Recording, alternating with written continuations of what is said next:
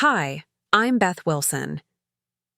My parents didn't just ask me to contribute to my sister's wedding.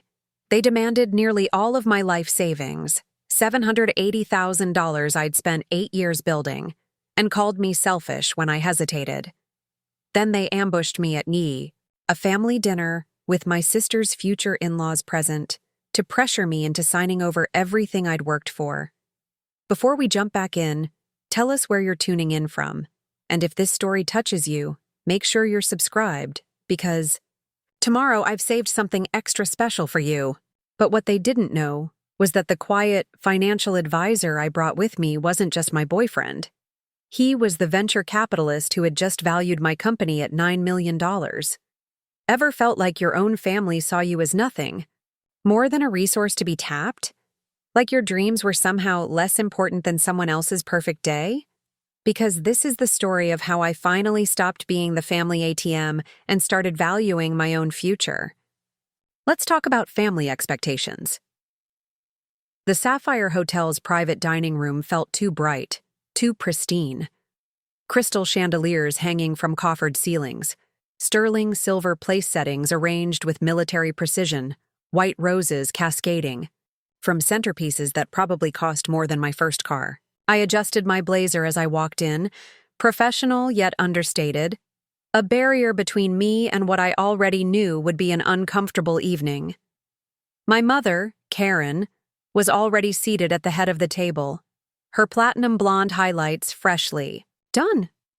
Diamond tennis bracelet catching the light as she gestured to the server.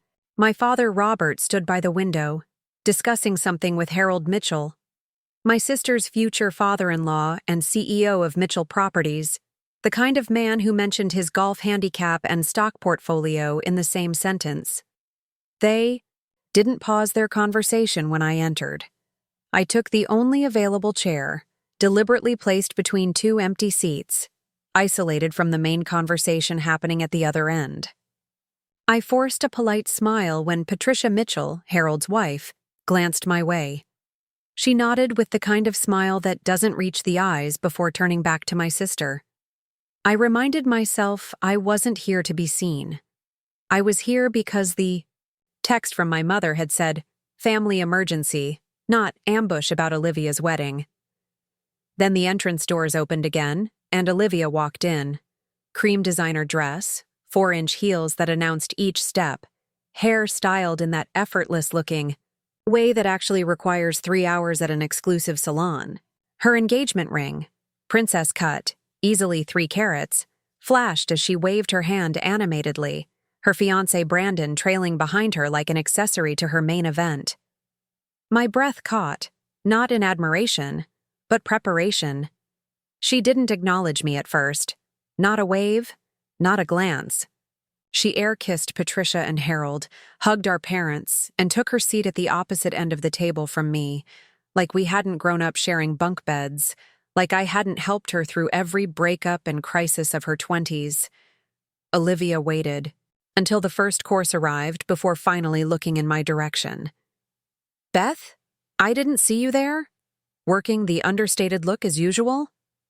Her voice carried that familiar lilt of false sweetness. The table responded with polite chuckles. I smiled and nodded, choosing not to rise to the bait about my practical blazer and minimal makeup.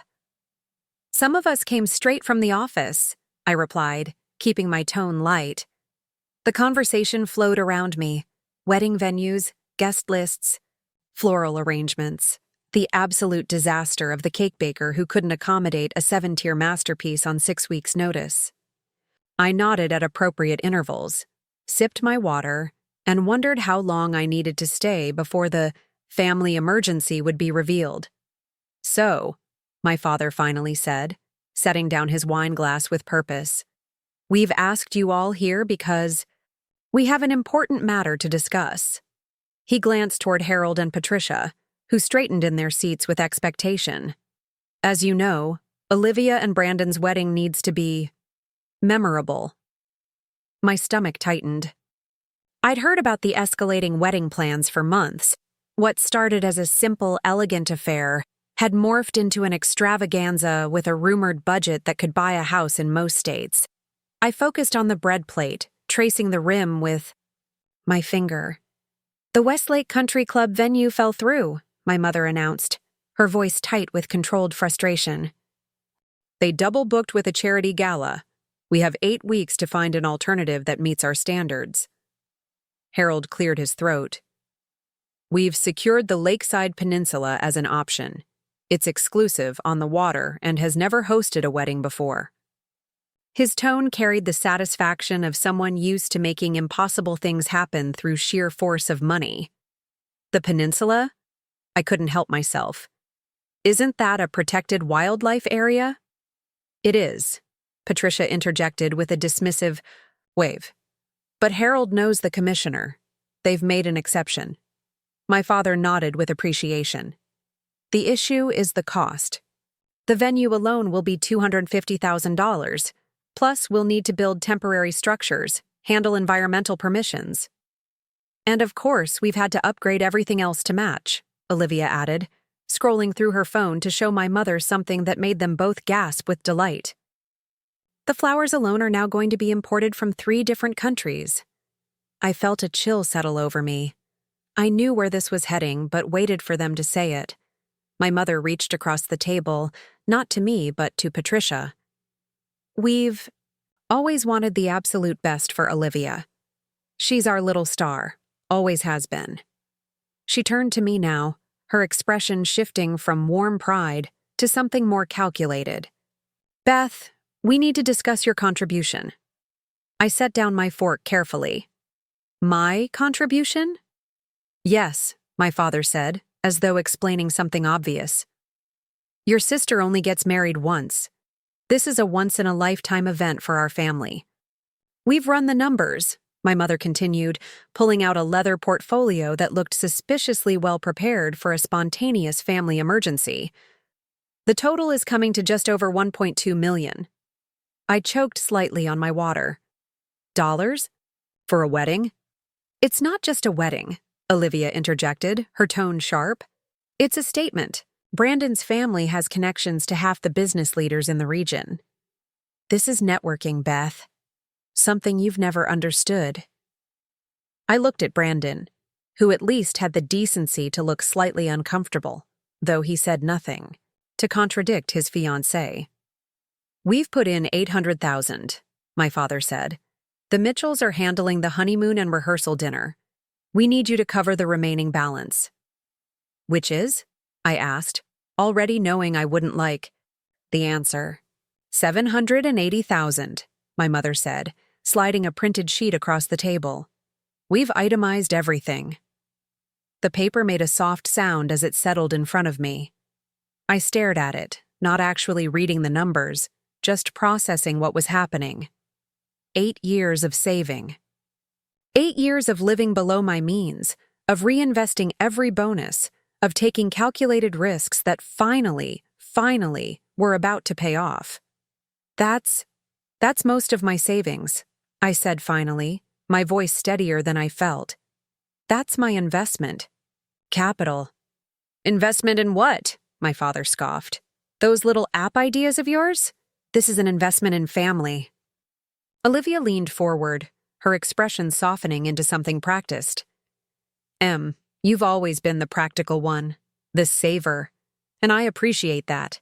But when will you ever need that much money? You live in that tiny apartment. You drive a car.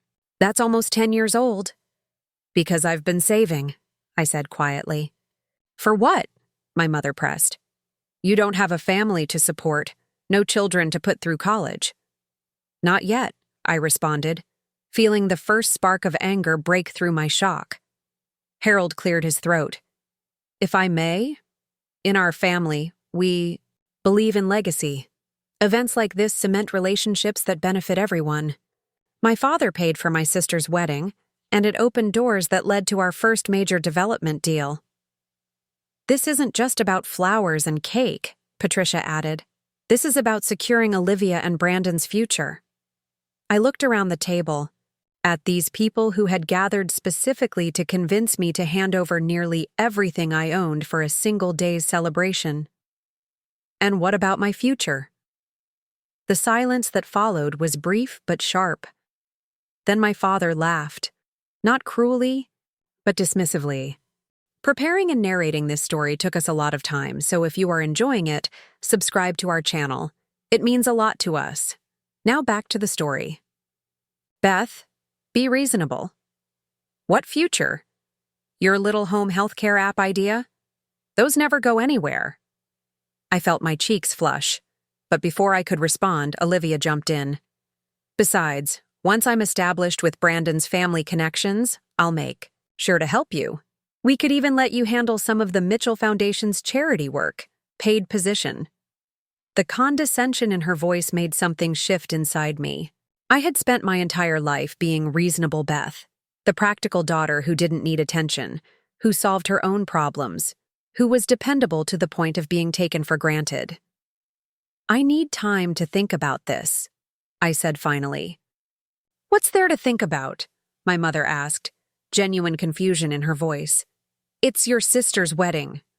My life savings, I countered. Which you're just sitting on, my father pointed out. This would actually put it to use. I folded the paper carefully and placed it in my bag. I'll let you know by the end of the week. My mother's expression hardened. We need to confirm with the peninsula tomorrow. Then you'll have my answer tomorrow, I said, standing. Olivia's voice stopped me before I could leave. I've already announced it on my social channels. 60,000 followers are expecting the wedding of the century. I looked at my sister, really looked at her, and saw something I'd been missing for years. She wasn't just confident, she was entitled. This wasn't a request. In her mind, my savings already belonged to her dream. Tomorrow, I repeated, and walked out. The evening air hit me like clarity as I left the Sapphire Hotel. May in Lakeside was usually mild, but tonight felt charged, electric with the storm of thoughts racing through my mind. I didn't head straight home. Instead, I found myself walking. The 3 blocks to Horizon Financial's building, my office still lit on the 14th floor. I used my keycard to enter after hours, the security guard nodding in recognition. He was used to my late nights. The elevator ride gave me 18 floors of silence to process what had just happened. I wasn't just angry. I was disappointed. In ways I couldn't even articulate yet. At my desk, I pulled out the itemized wedding budget my mother had prepared. $120,000 for flowers, $95,000 for the dress, $180,000 for a temporary pavilion structure at the peninsula, $42,000 for a custom champagne blend. The numbers blurred together, each one more outrageous than the last. I opened my laptop and pulled up my own financial dashboard. There it was, $782,465.18. Nearly everything I had. The seed that was supposed to water my own dreams, not someone else's Instagram moment. I clicked to another folder and opened the business plan I'd refined over the past 3 years. Home Care Connect, a platform connecting home healthcare providers with families, incorporating IoT monitoring, medication management, and coordinated care planning. 3 working prototypes, 2 patent applications pending. A solution born from watching our grandmother struggle through fragmented care before she passed. I had shown it to my family once, at Christmas dinner 2 years ago. My father had nodded politely before changing the subject to Olivia's growing social media following.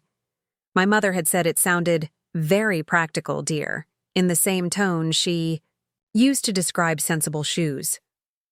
Olivia had been scrolling through her phone the entire presentation. My phone buzzed with a text from Nathan. How did the family emergency go? I hesitated, then typed, They want $780K for Olivia's wedding. 3 dots appeared immediately, disappeared, reappeared. Finally, I'm coming over. I didn't protest. I needed his perspective, not just as my boyfriend of 18 months, but as someone who understood what I was building. Nathan wasn't just the venture capitalist who had shown interest in my company. He was the first person who had ever taken my ambitions seriously. By the time I got back to my apartment, he was waiting in the lobby, 2 cups of coffee in hand despite the late hour. One look at my face and he didn't ask questions, just followed me upstairs in supportive silence. My apartment was modest. 1 bedroom in a renovated building downtown. Minimalist furniture. Walls covered in whiteboards filled with product development notes and market research. Not the struggling space of someone who couldn't afford better, but the deliberate choice of someone investing elsewhere. I handed Nathan the budget sheet wordlessly. He scanned it, his expression shifting from curiosity to disbelief. A custom champagne blend? Ice sculptures of the couple at different stages of their relationship? His voice rose with each item. Beth, this is insane. That's what I'm supposed to contribute to, I said, sinking onto my couch. Most of my savings. All of it, really, by the time I'd pay the taxes on the withdrawal. For 1 day, he clarified. 1 single day. According to my family, it's an investment in Olivia's future, her connections. Nathan set the paper down carefully, like it might contaminate something. And what did you tell them? That I'd give them an answer tomorrow. I rubbed my temples, feeling a headache forming. My entire life it's been like this. Olivia shines, I support. Olivia dreams, I'm practical. Olivia needs, I provide. Have they always been this explicit about it? No, I admitted. Usually, it's smaller things. Help with her rent when she chose an apartment beyond her budget. Covering her share of family gifts. Loaning her my car for months when hers was in the shop because she couldn't afford the repairs. While you took the bus. While I took the bus, I confirmed. But this is different. This is everything I've built. Everything I've sacrificed. For. Nathan was quiet for a moment, then asked, What do you want to do? That was what I loved about him. Not, what are you going to do? But, what do you want? As if my desires were relevant. As if they were the most relevant thing. I want them to see me, I said finally. Not as Olivia's practical sister. Not as the family backup plan. I want them to understand what I've been building while they were dismissing me. Then show them, Nathan said simply. They won't listen. Make them listen. His voice was gentle but firm. Beth, in the 18 months I've known you, you've transformed a concept into a viable product with real-world testing and pre-seed interest. You've solved problems that companies with 50 times your resources haven't cracked. You've worked 80-hour weeks while supporting your sister's much more visible lifestyle. If anyone deserves to be seen, it's you. I stared at the collection of whiteboards that documented my journey. The wireframes, the user interviews, the market analyses. 3 years of my life, of my mind, of my hope. Bring me to the next family meeting, Nathan said, his eyes on mine. Not as your boyfriend, as your investor. They'll just see it as me bringing backup for an argument. Then we won't position it that way. We'll make it about celebration, about announcement. I felt something shift inside me, a quiet resolution forming. They're expecting me to give them an answer about the money tomorrow. And you will, Nathan assured me. Just not the answer they're expecting. The next evening found me back, at the Sapphire Hotel, this time in one of their smaller private rooms. Nathan beside me, tablet in hand, expression professionally neutral. I'd chosen my outfit carefully, not the understated blazer from yesterday, but the tailored charcoal suit I reserved for investor meetings, hair pulled back, minimal jewelry, except for the small diamond studs that had been my grandmother's. My parents arrived first, their expressions a mixture of expectation and preparation for battle. My mother's eyes flicked to Nathan with confusion. Beth, we weren't expecting. Guests for a family discussion, she said, her smile tight. Nathan is here in a professional capacity, I explained calmly. He'll make sense in a moment. My father shook Nathan's hand automatically, executive to executive, before they both sat down. "Where's Olivia?" I asked. "She's finalizing some details with the event planner," my mother explained. "She assumed you'd be reasonable and wanted to move forward immediately." I nodded, unsurprised. The door opened again, and Olivia swept in, Brandon and his parents trailing behind her like an entourage. She stopped short when she saw Nathan. "What's this? You brought a witness?" Olivia laughed, but it held an edge. "It's just a family contribution, Em, not a legal proceeding." "Actually," I began, but my father cut in. "Have you made your decision? The peninsula needs confirmation by 5 today." I folded my hands on the table. "I have. I've decided not to contribute to the wedding." The silence that followed was absolute. Then my mother recovered. "Beth, be reasonable." "I'm being extremely reasonable," I interrupted, my voice calm. "I've considered what you're asking and what it would mean for my future, and I've decided my answer is no." Olivia's face flushed with anger. "So that's it? You're just going to let my wedding fall apart because you're hoarding money for some theoretical future?" "Not theoretical," I corrected. "Very concrete, very real." My father leaned forward, his negotiation face on. "Beth, maybe we approached this wrong yesterday. We're not asking for a gift. Consider it a loan, if that makes you feel better. Once Olivia and Brandon are established, it's not about whether it's a gift or a loan," I said. "It's about recognizing the value of what you're asking me to sacrifice." Harold Mitchell cleared his throat. "Perhaps we could structure this as an investment opportunity for Beth. Some stake in our next development, perhaps?" They still weren't hearing me. They were just trying different angles to get the same result. I glanced at Nathan, who gave me a slight nod of encouragement. "I'd like to make an announcement," I said, my voice stronger now. "Since we're all here." My mother frowned. "Beth, this isn't the time for changing the subject." "I'm not changing the subject. I'm addressing exactly why I can't give Olivia my savings." I opened my tablet and turned it to face them. 2 days ago, Home Care Connect closed its first major funding round, $9 million at a $12 million valuation. Blank faces stared back at me. My father blinked. "Your healthcare app?" "Yes, the one you've been dismissing for 3 years. The little side project that's now a fully incorporated entity with 5 employees, 2 pending patents, and a pilot program launching in 3 hospital systems next month." Nathan handed each of them a sleek folder. "The press release goes out tomorrow morning. Beth has asked me to handle the formal announcement as lead investor." Brandon was the first to recover, professional interest overtaking his loyalty to Olivia's narrative. $9 million? That's significant." "It is," Nathan confirmed, "especially for a female founder in healthcare tech.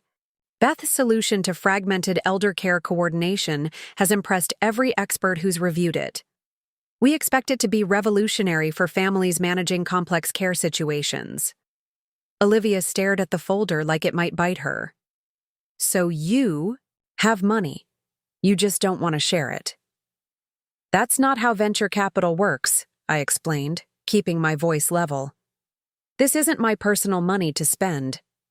It's investment in a company with obligations, governance, and a responsibility to build something meaningful." "But you have your savings," my mother insisted. "That's still yours." "Yes," I agreed.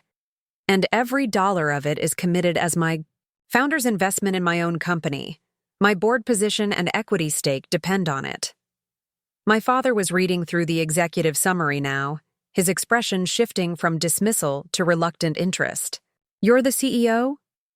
"Founder and CEO," I confirmed. The round was oversubscribed. We had to turn investors away. Harold Mitchell was examining the market analysis page with newfound respect. "This addressable market is substantial. The aging, population demographics alone." "Exactly," Nathan said, "which is why my firm led the round. Beth's solution isn't just commercially viable, It solves a real problem affecting millions of families. Patricia leaned toward Harold, whispering something that made him nod thoughtfully. My mother was still processing, her social calculations, visibly recalibrating. Why didn't you tell us this was happening? The question stung with its lack of self-awareness. I've been telling you for 3 years, showing you prototypes, explaining the market opportunity. You weren't interested. We didn't realize it was serious, my father said, as if that explained everything. That's the problem, I replied quietly. You never thought anything I did was serious. Just like you didn't think my savings were serious. Just a convenient resource for Olivia's special day. Olivia pushed the folder away, her priority still unchanged. So what about my wedding? The peninsula won't wait forever. I looked at my sister, really looked at her, and felt a strange mixture of pity and liberation. Your wedding is your responsibility, and Brandon's, and your parents, if they choose to help, not mine. But you have money now, she insisted. More than you need. That's where you're wrong, I said. I need every dollar and every minute to build something that matters, something that will help thousands of families care for their loved ones with dignity. My mother turned to my father, panic rising. Robert, say something. My father was still reading the investor deck, turning pages with increased interest. Home Care Connect, he murmured. Wilson Healthcare Solutions, Inc. He looked up at me. You kept our family name in the company. Of course I did, I said, surprised by the question. Despite everything, I am a Wilson. I just refuse to be defined by your expectations of which Wilson I should be. Something shifted in his expression then. Not full understanding, but a crack in the facade. A glimpse of the father who had once taught me basic accounting when I was 10, before Olivia's achievements had become the family's central focus. Brandon cleared his throat. This actually connects to something I've been thinking about. My grandmother needs exactly this kind of care coordination. Would it be possible to get her into the pilot program? Olivia shot him a betrayed look. But he continued, $9 million in funding is significant, Beth. Congratulations. The sincere acknowledgement from the most unexpected source momentarily silenced the room. Nathan caught my eye with a subtle nod of approval. Harold Mitchell was now fully engaged with the business documents. The return projections are impressive. If you're planning another round next year, I'd be interested in discussing participation. Dad, Olivia exclaimed. What about the wedding?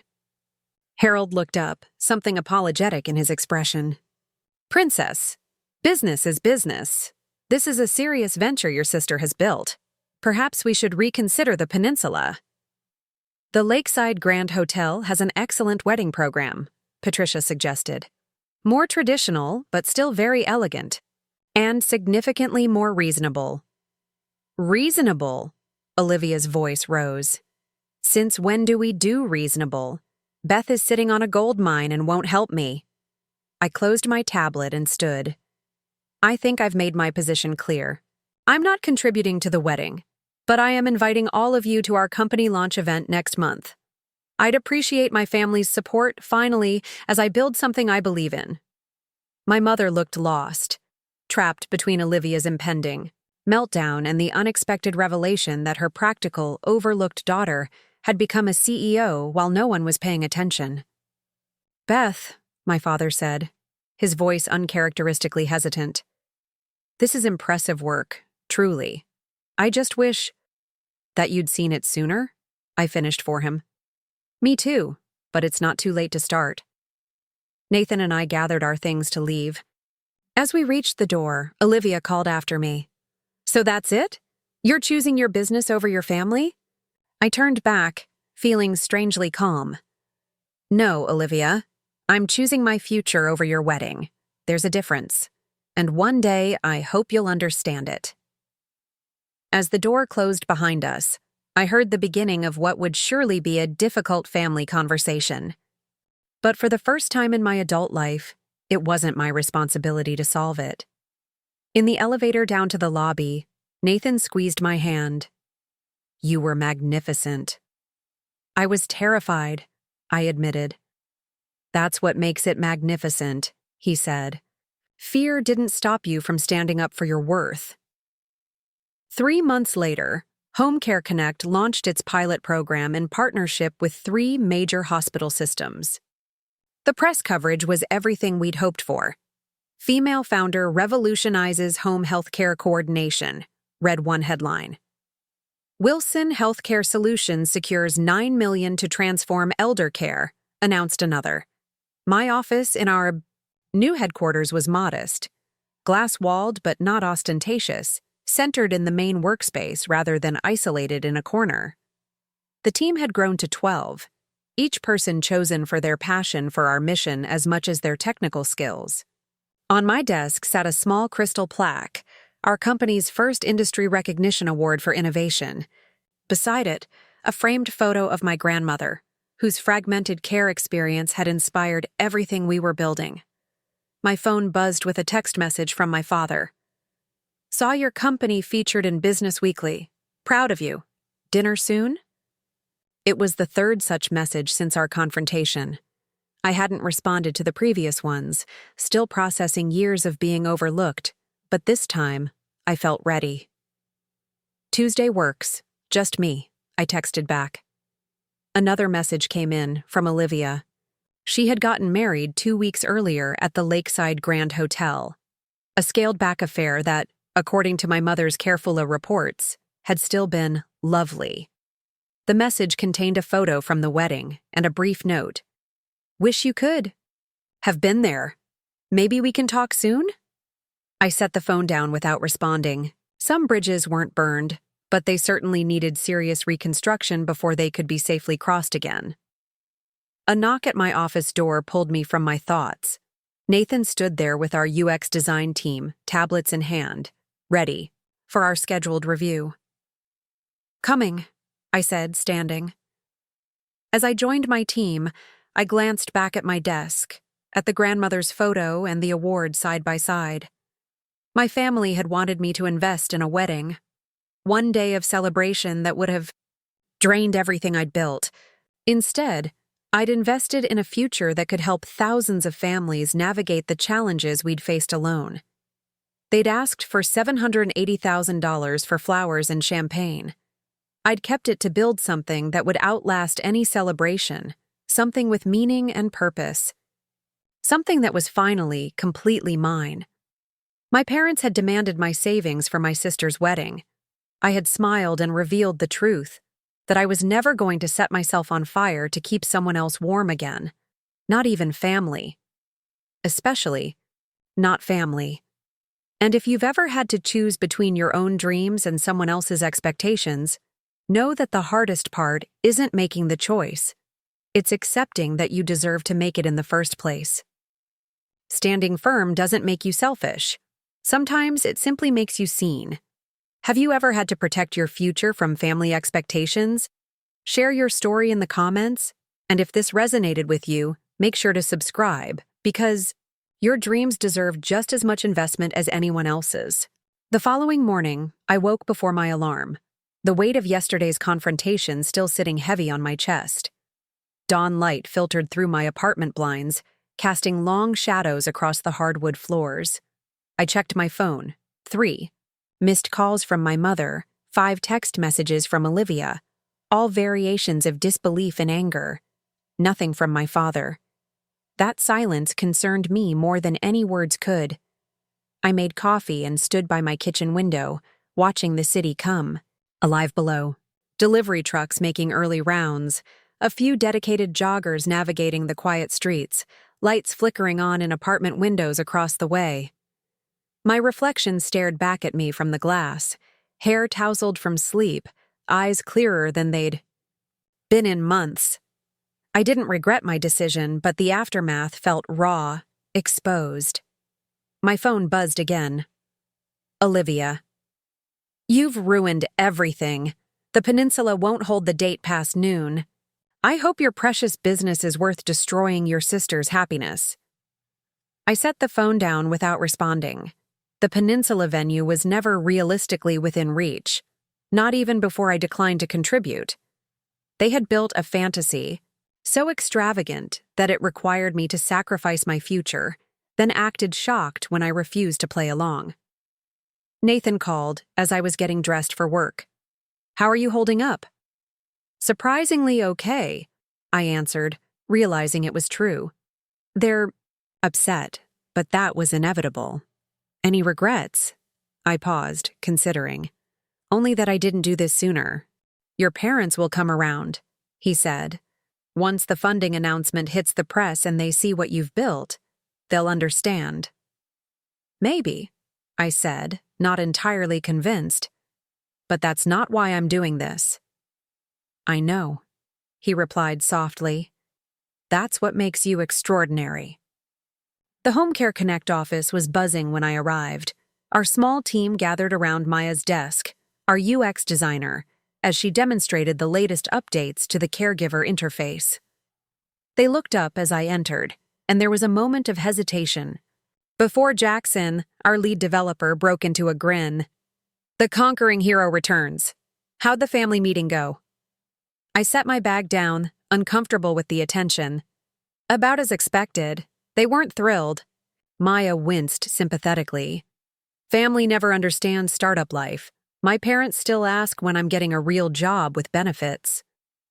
"At least you didn't have to turn down funding your sister's $1 million wedding," Jackson quipped, then immediately looked abashed. "Sorry, that was supposed to be a joke."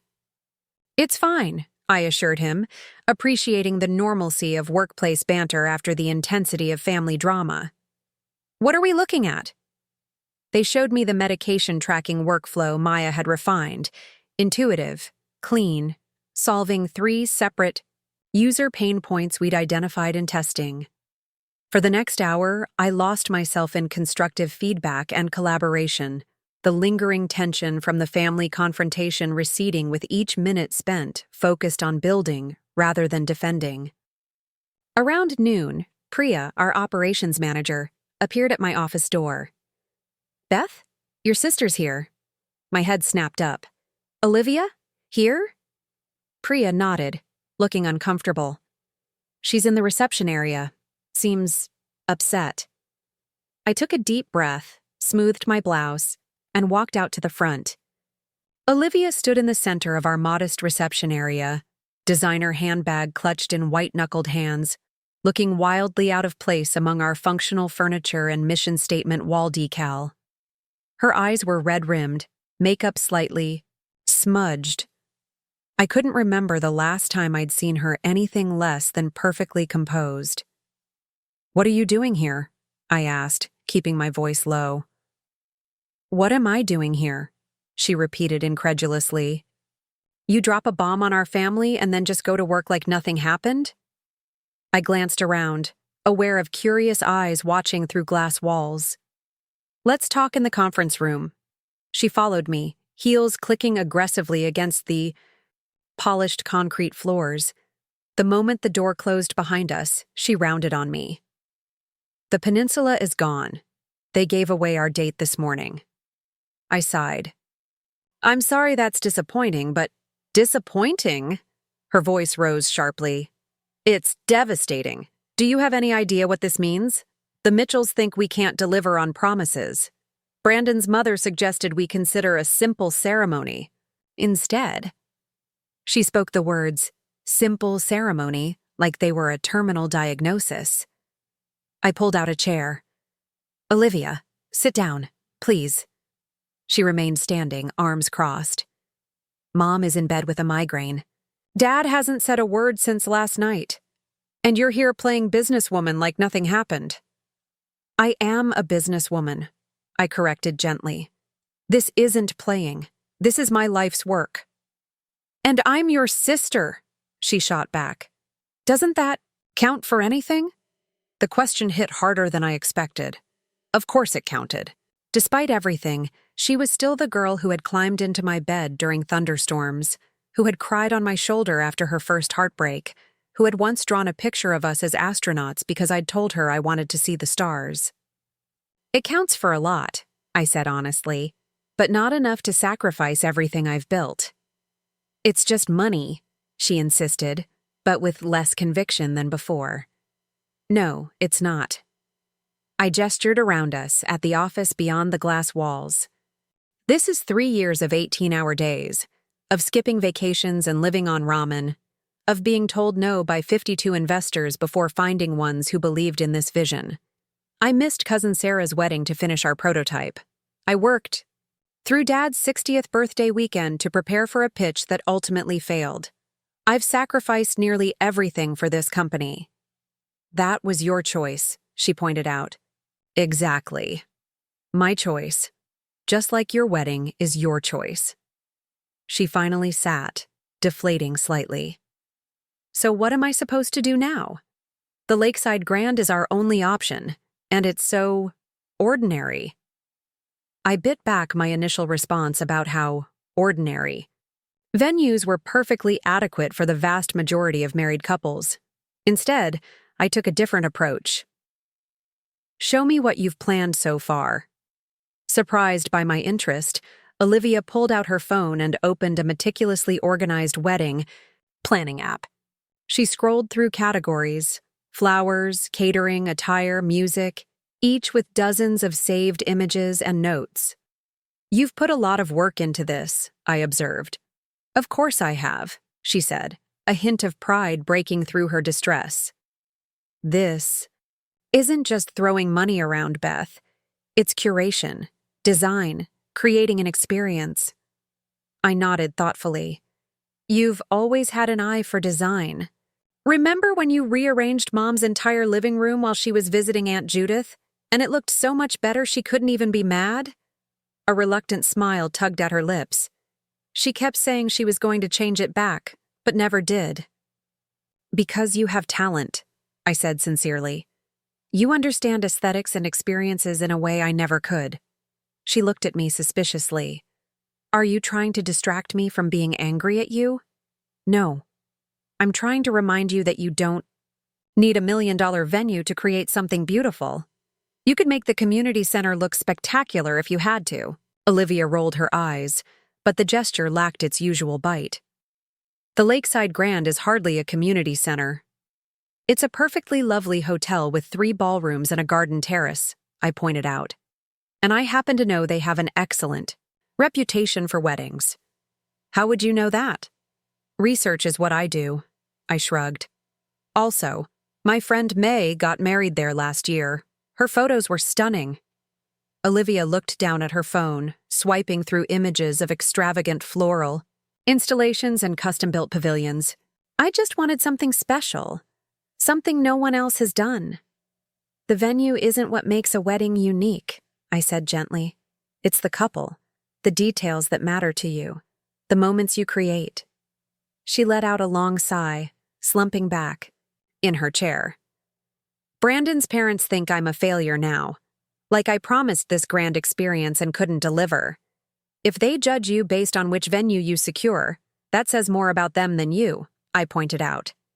She looked up sharply. That's easy for you to say. You don't have to impress anyone. The comment stung, but I recognized the familiar pattern.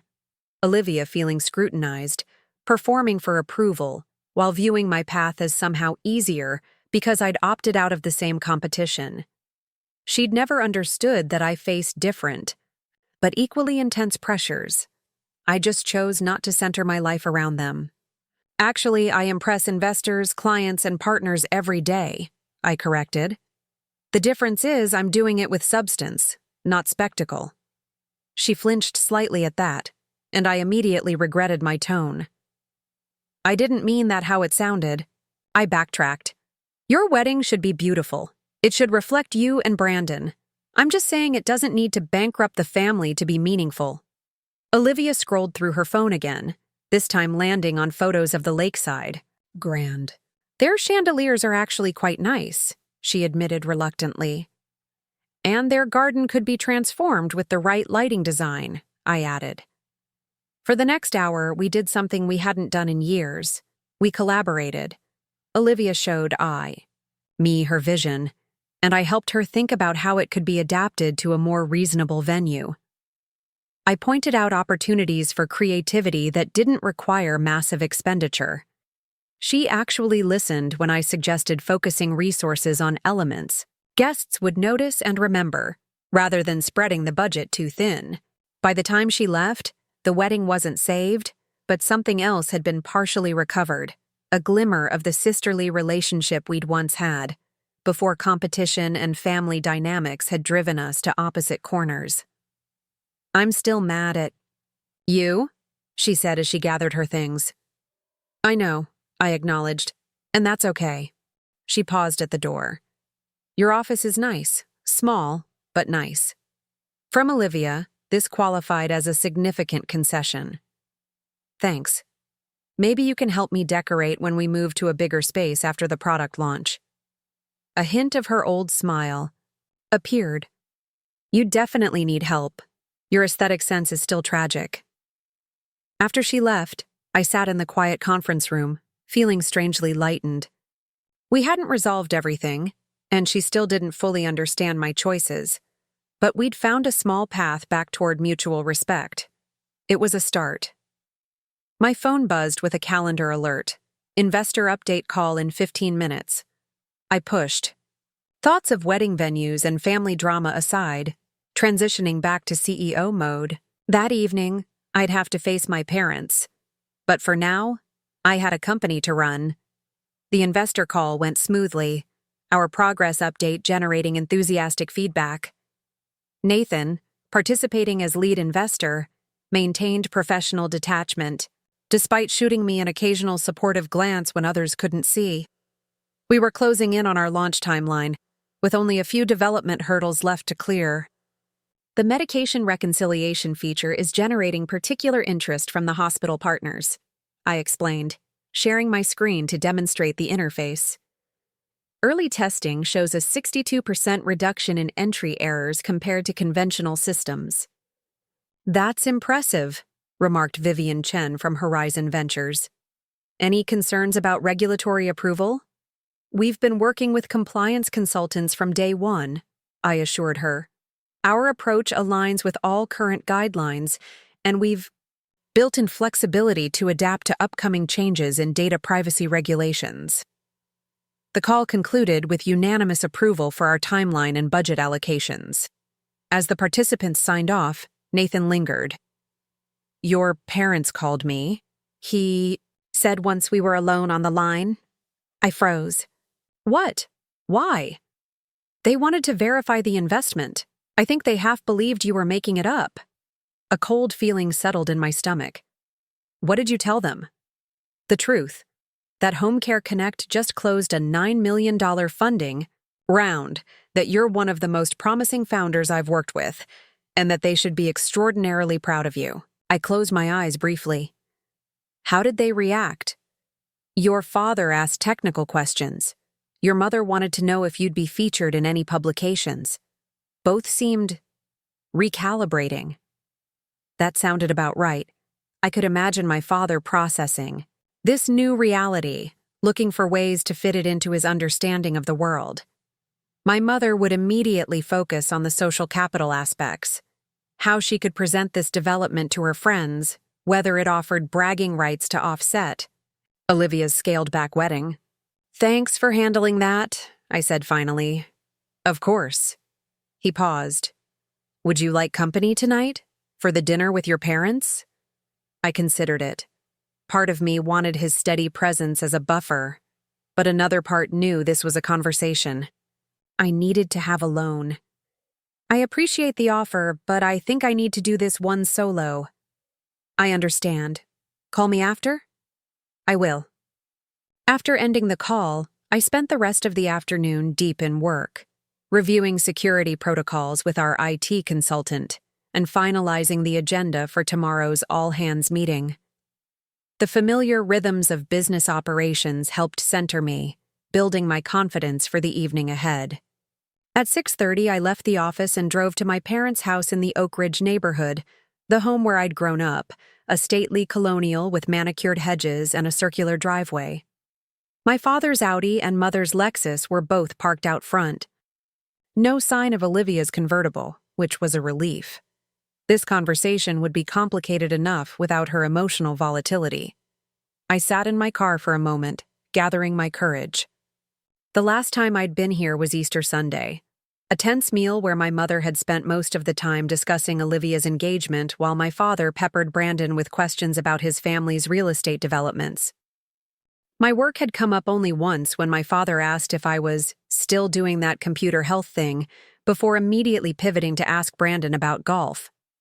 Taking a deep breath, I approached the front door and rang the bell, a formality that felt necessary tonight despite having a key. My mother answered, her expression carefully composed, hair freshly styled despite her reported migraine. "Beth," she said, stepping back to let me in. "Your father's in his study." The foyer smelled of furniture polish and the lilies my mother always kept on the console table. Everything was immaculate, staged, a home designed to impress rather than comfort. I followed her through to my father's wood-paneled sanctuary, where he sat behind his desk, glasses perched on his nose as he reviewed some document. He looked up as I entered, removing his glasses with deliberate slowness. "Beth, punctual as always." I took a seat in one of the leather chairs opposite his desk, feeling like I was 16 again, being interrogated about a mediocre math grade. My mother positioned herself by the window, neither fully present nor absent from the conversation. "I understand you spoke with Nathan today," I began, deciding to address the elephant immediately. My father nodded. "He was quite informative. He's an excellent investor. We're fortunate to have him leading our round." My father leaned back, studying me like I was a puzzle he couldn't quite solve. $9 million is significant. Funding. "It is," I agreed, "especially for a first institutional round. And you've been working on this for how long?" 3 years actively developing the product. The initial concept came after Grandma's care challenges. Something flickered across his face. Recognition, perhaps, or memory. My grandmother had been his mother after all. He had witnessed her fragmented care firsthand, though he'd largely delegated the actual management to me. "Your young man, Nathan, he mentioned patents?" "2 pending, one for our medication reconciliation system and another for our care coordination workflow." My mother spoke up from her position by the window. "The Wilson name will be on these patents?" "Yes, Mom. Wilson Healthcare Solutions." "Is the formal company name?" She nodded, seemingly satisfied with this detail if nothing else. Family legacy mattered to her, even if my specific contributions had often been overlooked. My father tapped his fingers on the desk. "I looked up Horizon Ventures after our call. They're a serious firm." "Very," I confirmed. "They don't make investments lightly." A silence settled over the room as my parents processed this new reality. Their practical, reliable daughter had built something significant while they weren't paying attention. I waited, letting them work through whatever thoughts were circulating. Finally, my father spoke again. "Olivia tells us you spent time with her today, discussing wedding alternatives." "Yes," I said cautiously. "The Lakeside Grand seems like a good option." My mother sighed. "It's not the peninsula. The Mitchell family will be disappointed." "If the Mitchells judge Brandon's choice of wife based on her wedding venue, perhaps that reflection should go both ways," I suggested. My father's eyebrows rose slightly. Bold statement. "I've found clarity helps in business and in life," I replied evenly. Another silence, this one less tense. My father opened a drawer and removed a folder, the company information Nathan had provided earlier. "Your grandmother would have appreciated this," he said finally, tapping the folder. "She always said healthcare was too complicated for its own good."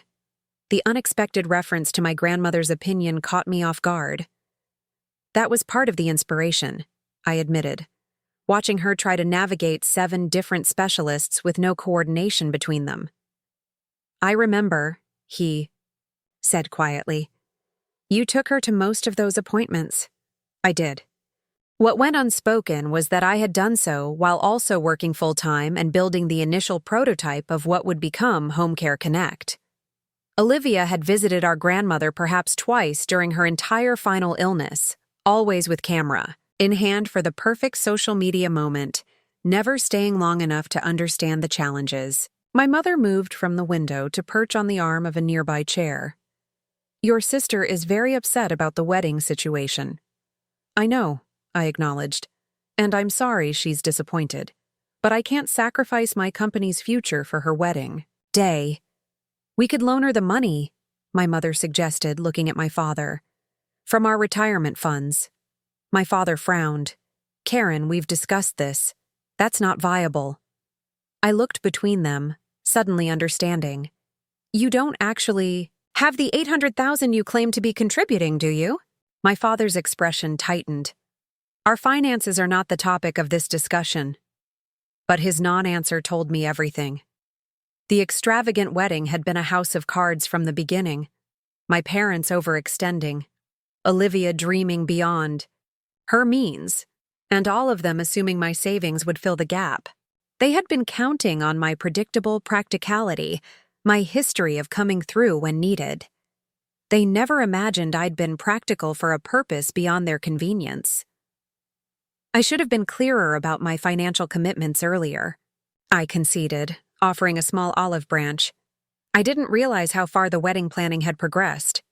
"You've been preoccupied," my mother said, managing to make it sound like I'd been neglecting them rather than building a multi-million-dollar company. "I've been focused," I corrected gently. "There's a difference." My father closed the folder and met my gaze directly. $9 million, he repeated, as if still trying to make the number real in his mind. "That's significant validation for your concept." Coming from him, this was practically effusive praise. I allowed myself a small smile. "Thank you. We've worked hard to earn that validation." "Will you be hiring?" he asked, surprising me with his practical interest. "We've already started. 5 new positions this month, and likely another 7 after launch." He nodded thoughtfully. "Your cousin Justin recently graduated with a computer science degree. He's looking for opportunities." And there it was, the familiar family transaction. Recognition of my achievement immediately followed by a request to use it for someone else's benefit. 6 months ago, I might have simply taken Justin's resume and found a way to accommodate the request. Tonight, I took a different approach. "He's welcome to apply through our website like any other candidate," I said evenly. "We have a rigorous hiring process to ensure we build the right team." My father looked momentarily taken aback, then gave a short nod. "Fair enough." My mother stood, apparently deciding the business discussion had concluded. "Dinner is ready. I've made your favorite, chicken piccata." It wasn't actually my favorite. That was her standard special occasion meal that she made whenever she wanted to smooth over family tension. But I appreciated the effort behind the gesture, however misguided. "Sounds lovely," I said, rising from my chair. As we moved toward the dining room, my father paused, placing a hand awkwardly on my shoulder. "This company of yours, it's impressive, Beth. Not what I expected." The backhanded compliment was so perfectly on brand that I almost laughed. "Thanks, Dad. It's exceeded my expectations, too." Dinner was surprisingly civil. My father asked thoughtful questions about our technology platform and market strategy. My mother inquired about the company's press coverage potential and whether I'd be getting a profile in any business publications. Neither directly apologized for dismissing my work for years, but their engagement represented progress of a sort. As dessert was served, my mother's lemon tart, the conversation inevitably circled back to Olivia's wedding.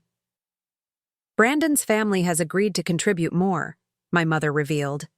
"They recognize the importance of maintaining certain standards." "That's generous of them," I replied neutrally. Olivia mentioned you had some creative ideas for the Lakeside Grand, she continued, her tone carefully casual.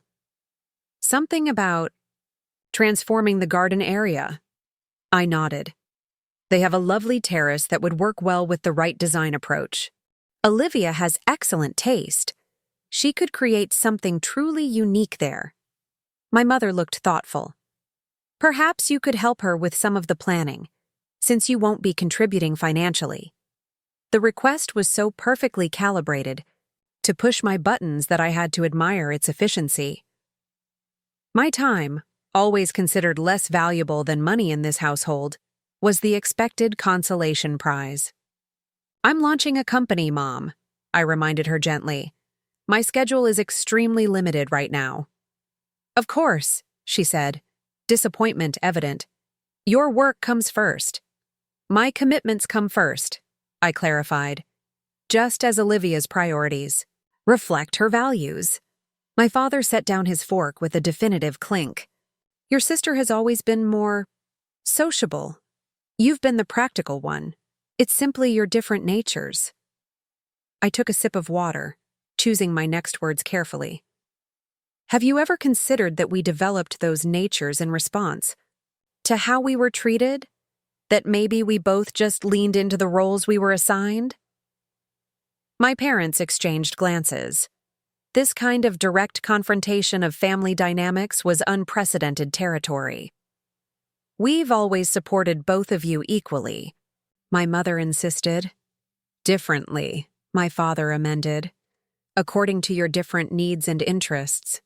I thought about arguing further, about pointing out how Olivia's interests had always received enthusiastic funding while my practical pursuits were taken for granted, about how social translated to important in our family currency, while reliable meant available when needed. But I recognized the futility of trying to rewrite decades of family narrative in one dinner conversation. Well, I said instead, my interests now include running a healthcare technology company valued at $12 million, and I hope you can support that, even if it's different from what you expected for me. My father nodded slowly. We're adjusting to the idea. Your grandmother would be very proud, my mother added, her highest form of approval being posthumous family endorsement. As I drove home that night, streetlights casting intermittent shadows across my dashboard, I felt a curious mixture of emotions, vindication, sadness, determination, and a peculiar sense of freedom. The conversation hadn't resolved everything. My parents hadn't suddenly transformed into my biggest champions. Olivia's wedding drama remained unresolved. But something fundamental had shifted. For the first time, I had defined the terms of my relationship with my family, instead of accepting the terms they'd always dictated. I had drawn boundaries not out of anger or rebellion, but from a place of self-respect and clear-eyed assessment of my priorities. My phone rang through the car speakers, Nathan calling as promised. How did it go? He asked when I answered. Surprisingly, okay, I replied, realizing it was true. Not perfect, but we're finding a new equilibrium. Did they apologize for trying to commandeer your life savings? I laughed. Not explicitly, but they did acknowledge my company is real and significant. For my family, that's practically a standing ovation.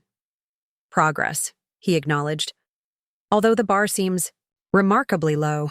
It's a start, I said, turning onto the road toward downtown. They're coming to the launch event. Dad's even reading through the investor materials. And Olivia. We actually had a good conversation today. She's still upset, but we found some common ground. The wedding will happen, just at a different venue, with a more reasonable budget. So no custom champagne blend shipped from 3 different vineyards? Tragically, no, I smiled, recalling the absurd line item from the original budget. Though, I'm sure they'll find other ways to make it extravagant. We talked for a few more minutes before ending the call. As I pulled into my apartment building's garage, I felt lighter than I had in months. Tomorrow would bring more challenges, product development hurdles, investor expectations, the continuing navigation of family dynamics. But for the first time, I felt fully aligned with my own priorities. I had chosen to invest in building something meaningful over funding a single day of celebration. I had chosen substance over spectacle, long-term impact over momentary approval. And while those choices had disrupted established family patterns and created temporary discomfort, they had also opened a path to more authentic relationships, ones based on who we actually were rather than the roles we'd been assigned. My phone buzzed with a text as I reached my apartment door. From Olivia. The Lakeside Grand has an opening July 16th. Not as good as our original date, but the garden will be in full bloom. Thought you'd want to know. I smiled slightly and texted back. Sounds perfect. The summer blooms will be beautiful in photos. After a moment, 3 dots appeared, then, would still value your opinion on the revised floral concepts when you have time. It wasn't an apology or a full recognition of my position, but it was an acknowledgement that I had something of value to offer beyond my bank account, my perspective, my time, my attention. Coming from Olivia, this qualified as significant growth. I sent back, happy to look when things calm down after our product launch. Congratulations on securing the new date. As I got ready for bed that night, I caught sight of my reflection in the bathroom mirror. The same face I'd seen that morning, but somehow different. More settled, more certain. The woman who stared back at me wasn't just Beth the reliable sister or Beth the practical daughter. She was Beth Wilson, CEO of Wilson Healthcare Solutions, a woman who had finally recognized that her own dreams deserved as much investment as anyone else's. Tomorrow would bring a new set of challenges. The company launch was approaching. Investor expectations were mounting, and family dynamics would continue to evolve. But for tonight, I had found my equilibrium, the quiet certainty that came from standing firmly in my own truth, even when those closest to me struggled to recognize it. 3 weeks later, I stood in our office conference room surrounded by a sea of presentation boards, product screenshots, and marketing materials. Our official launch was just 10 days away, and the pressure was mounting. Priya was walking the team through our media strategy when my phone buzzed with an incoming call. My mother. I declined it with a swipe, focusing instead on the discussion at hand. The tech health reporter confirmed for our press preview, Priya announced. Also, MedInnovate wants a founder profile. They're specifically interested in the grandmother story, how personal experience informed the product development. I nodded, making a mental note. Let's make sure the photographer gets shots of the development team as well.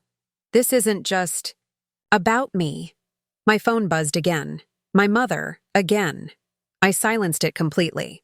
Jackson, where are we on the beta test feedback implementation? I asked, turning to our lead developer. He clicked to a new slide showing a progress chart. 83% complete. The remaining items are low-priority UI tweaks that won't affect core functionality. Perfect. And the security audit? Clean report, Maya chimed in. 2 minor vulnerabilities identified and patched yesterday. The meeting continued, each team member reporting confident progress. We were on track, despite the grueling pace of the past month. I felt a surge of pride looking around the room. This diverse group of talented people had believed in my vision enough to join a startup with all its inherent risks. They'd worked weekends, pulled all-nighters, and poured their creativity into building something meaningful. When the meeting concluded, I checked my phone to find 3 missed calls from my mother and a text. Emergency with wedding. Call immediately. I sighed, ducking into my office to return the call. After our dinner 3 weeks ago, the wedding drama had temporarily subsided. Olivia had secured the Lakeside Grand for her revised date, and my parents had stopped mentioning my financial contribution. This emergency was likely another attempt to pull me back into their orbit now that the initial shock of my refusal had worn off. Mom, is everything okay? I asked when she answered. Beth, finally. The florist just called. They've doubled their price for the centerpieces because of some supply issue with the imported orchids. Olivia is beside herself. I pinched the bridge of my nose. That's unfortunate, but I'm not sure. Why you're calling me about it? Well, you said you couldn't contribute financially, but you did offer to help with planning, she reminded me. Olivia mentioned you had good ideas about the Lakeside's garden setup. I said I might have time to help after our product launch, which is in 10 days, I clarified. I'm literally in the middle of final preparations right now. This can't. Wait 10 days, my mother insisted. The florist needs an answer by tomorrow, and Olivia is too upset to think clearly. What exactly do you want me to do? I asked, keeping my voice level. Come to dinner tonight. The florist sent over alternative options, but Olivia says they're all tragically basic. You've always had a good eye for these things. I bit back my initial response, which was to point out that my good eye had never been acknowledged until it became useful. Instead, I took a deep breath. Mom, I have a team working around the clock to prepare for a product launch that represents 3 years of work and $9 million in investor funding. I can't drop everything for a floral emergency. It's just dinner, Beth. 2 hours. Of your time for your sister's happiness? The familiar guilt tactic nearly worked. I felt my resolve weakening even as I recognized the manipulation. Then I glanced through my office window at my team, heads bent over their tasks, committed to our shared vision. I can't do dinner, I said firmly, but I can look at the options if Olivia wants to text them to me. I'll give my honest opinion. My mother's disappointed sigh came through clearly. I suppose that's better than nothing. I'll tell her to send the photos. After hanging up, I leaned back in my chair, exhausted by the brief interaction. The boundary setting was getting easier, but it still drained me. My phone buzzed again, this time with a text from Nathan. Dinner tonight? I have news about the MedTech conference. I smiled, typing back, Yes, please. Need normal human interaction? After another wedding flora crisis. Nathan had become my anchor through these turbulent weeks, supportive without being overbearing, interested in the family drama without judging it, and most importantly, treating my company as the priority it was. Our relationship had deepened through the shared stress of the launch preparations, his venture capital experience providing valuable perspective when my confidence wavered. By 6 o'clock, my sister had sent 17 photos of flower arrangements, each with increasingly desperate commentary. I reviewed them between meetings, finally sending back a suggestion to combine elements from 2 different options and add greenery that the Lakeside's garden could provide for free. She responded with surprised enthusiasm and a request for me to tell the florist directly. You explain it better, she texted. Please?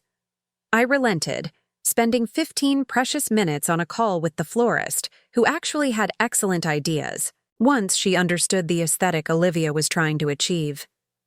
By the time I left the office, the floral crisis had been averted, and my sister had sent a heart emoji, her version of profuse thanks. Nathan was waiting at Terrazzo, a small Italian restaurant we'd discovered during a late-night walk after a particularly challenging investor meeting months earlier. It had become our refuge, unfussy food, dim lighting, and a back corner table where we could decompress without interruption. You look exhausted, he observed as I slid into my seat. Launch countdown, I explained.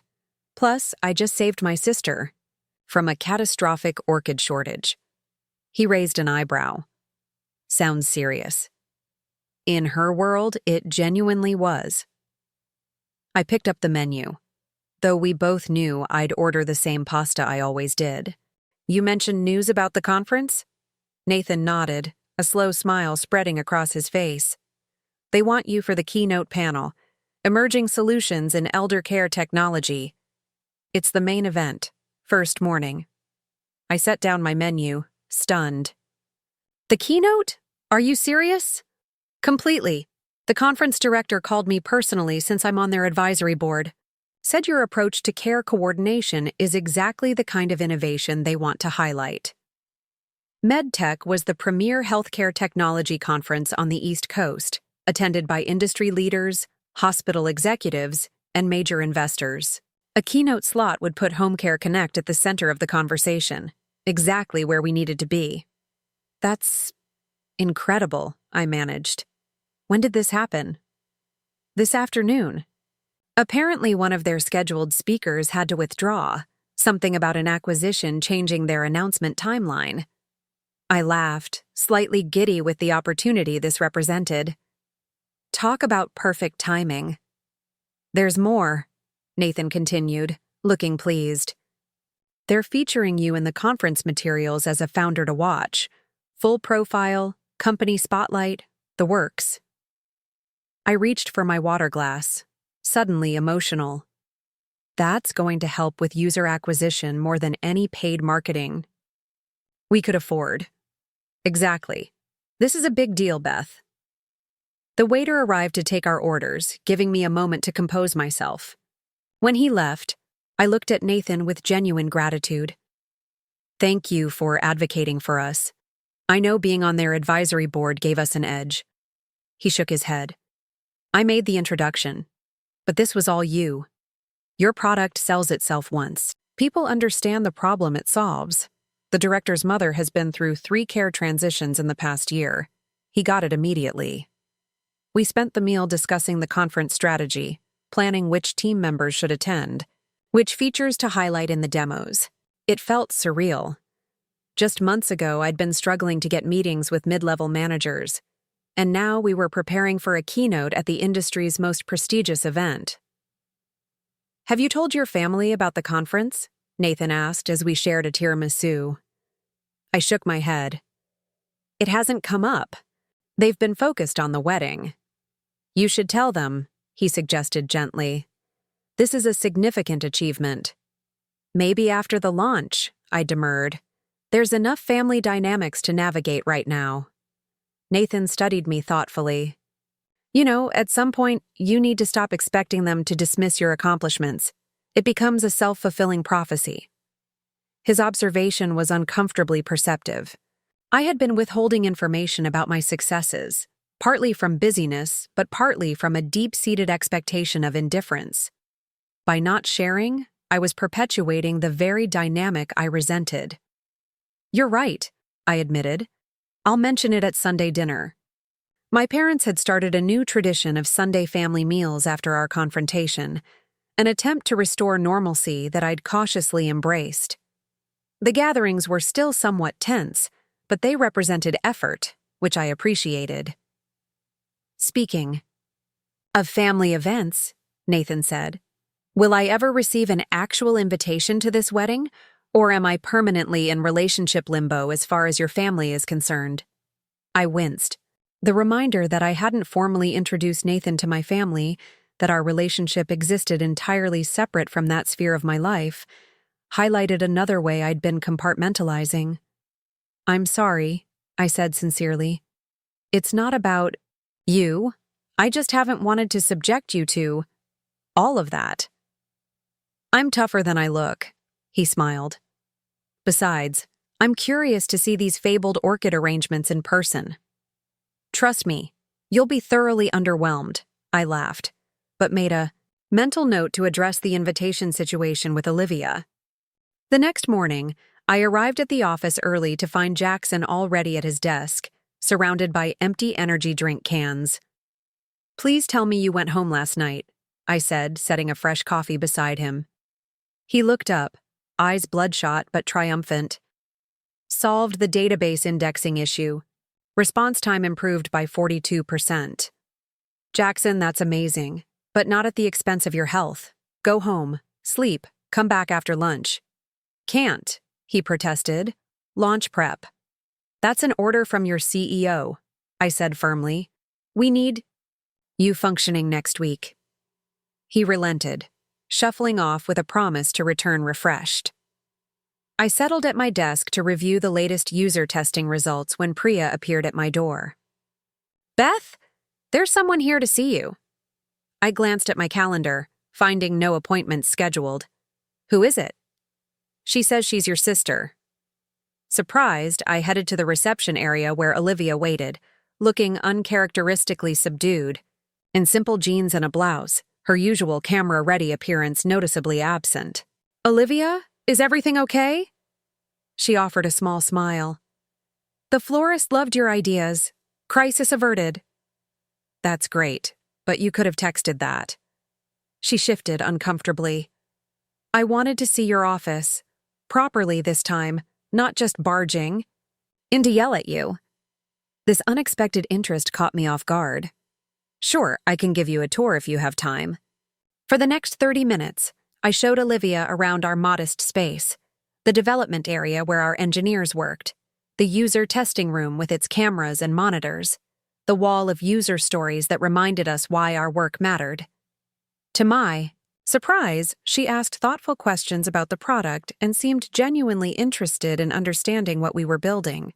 "So, this part here," she pointed to a screenshot on the wall, "this helps families keep track of all the medications?" "Exactly," I confirmed. "Right now, if someone has multiple doctors, each one might prescribe something without knowing what the others have prescribed. Our system flags potential interactions and keeps everything in one place." "That would have helped with Grandma," she said quietly. "That was the inspiration," I acknowledged. She studied the interface mock-up. "It's actually beautiful. The design, I mean. Not what I expected for medical software." "That's intentional," I explained, warming to the subject.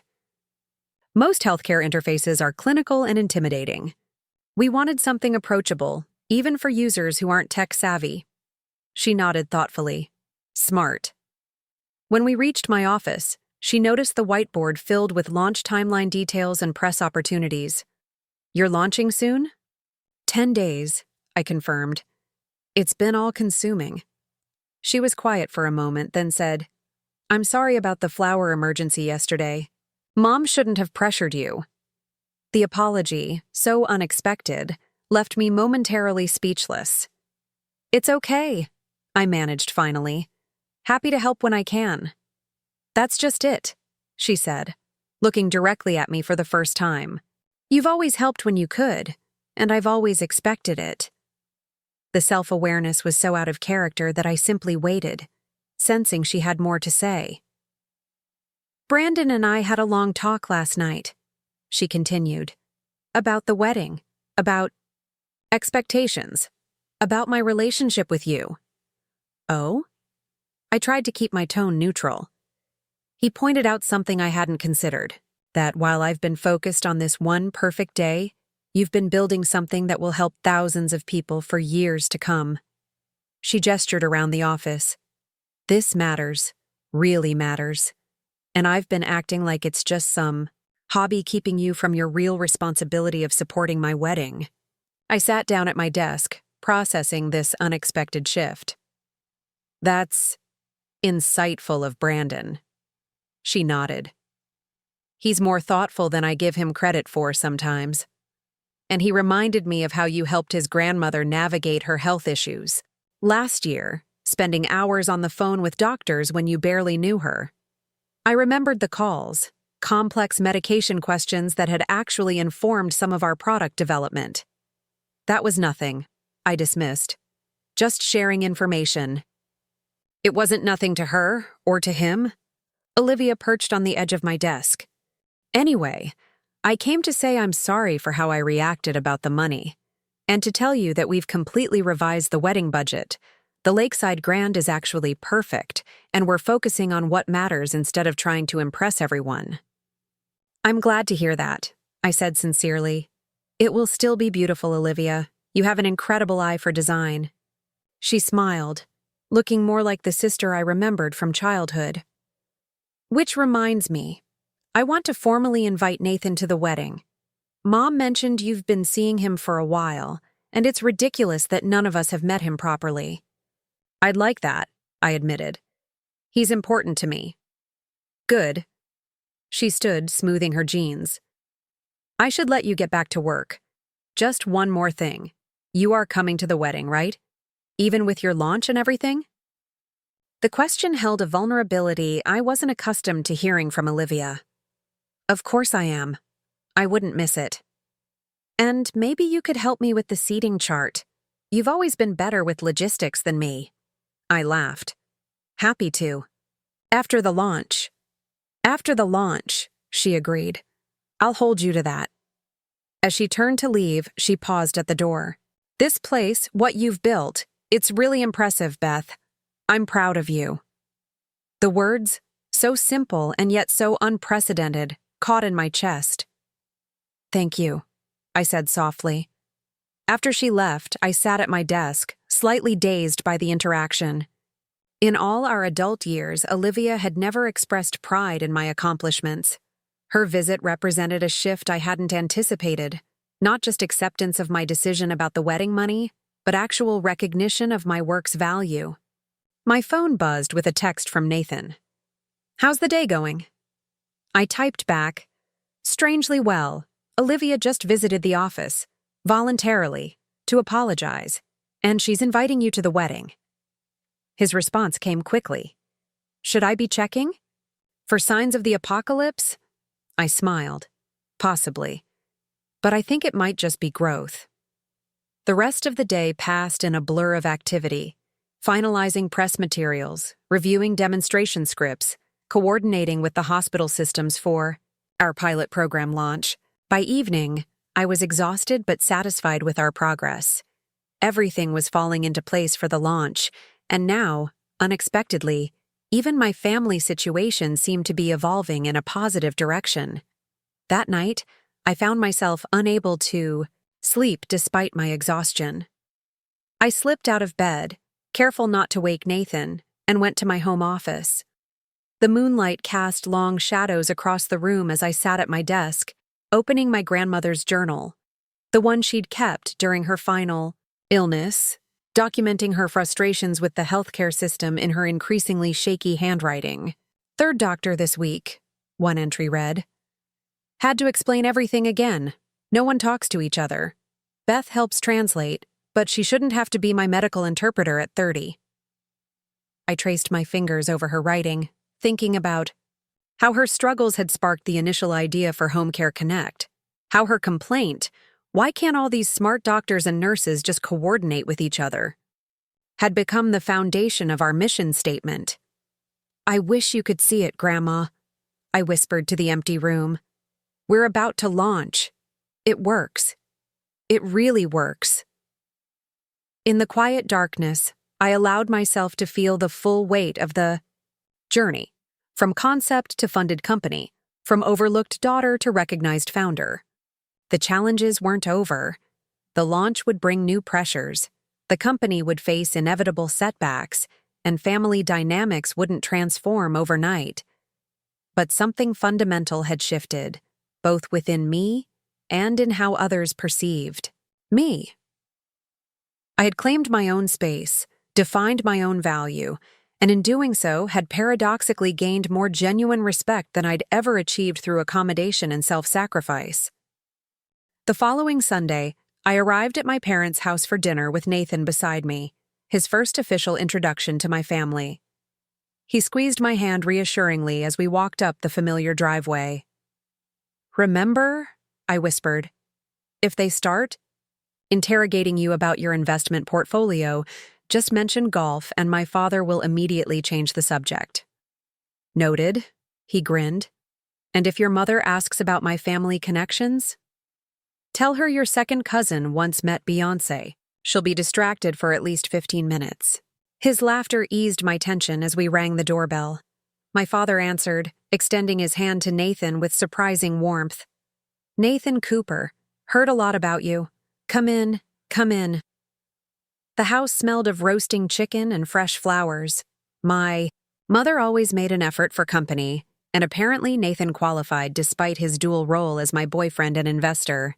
Olivia and Brandon were already in the living room, cocktails in hand, engaged in conversation with my mother. They looked up as we entered, Olivia immediately coming over to greet Nathan properly. Finally, she exclaimed, air kissing his cheek. The mysterious Nathan. Beth has been hiding you from us. Professional boundaries, I explained, accepting a glass of wine from my father.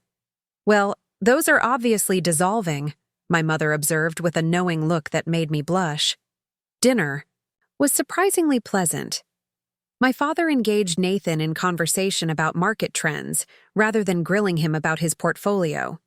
My mother asked thoughtful questions about Home Care Connect's upcoming launch, rather than focusing solely on its social capital implications.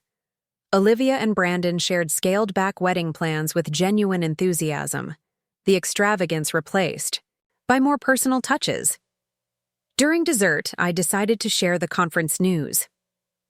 I've been invited to give the keynote at the MedTech conference next month, I announced. It's a significant opportunity for the company. I braced myself for polite disinterest or an immediate pivot to wedding topics. Instead, my father set down his fork, looking genuinely impressed. The MedTech keynote? That's the industry event of the year. It is, Nathan confirmed. Very competitive selection process. Will there be press coverage? My mother asked, predictably focused on visibility. Extensive, I assured her. Industry publications, healthcare media, potentially. Some mainstream business outlets.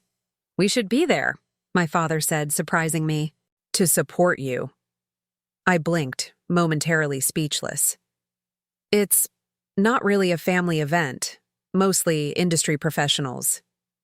Even so, he insisted. If you can get us passes, we'd like to attend. My mother nodded agreement. We want to see what you've built, Beth. The simple statement, we want to see, encapsulated everything I'd ever wanted from them. Not just physical presence, but actual witnessing, recognition, the effort to understand something that mattered to me. I'll arrange it, I promised, emotion catching in my throat. Later, as coffee was served, Olivia pulled out her tablet. I want to show you the revised wedding plans, she said, placing it where we could all see. Much more personal now, focused on what matters to us rather than impressing everyone. The images showed a thoughtfully designed celebration, still beautiful and carefully curated, but with an intimacy the Peninsula extravaganza had lacked. Brandon's arm rested comfortably around her shoulders as she swiped through photos, his expression fond and supportive. The florist incorporated Beth's suggestions, she explained, showing a mock-up of centerpieces that used local blooms and greenery from the hotel's garden. And we're using Brandon's grandmother's lace for detailing on the ceremony arch, which connects to her heritage and feels more meaningful than imported fabrics. It's lovely, I said sincerely. Much more you than the original plan.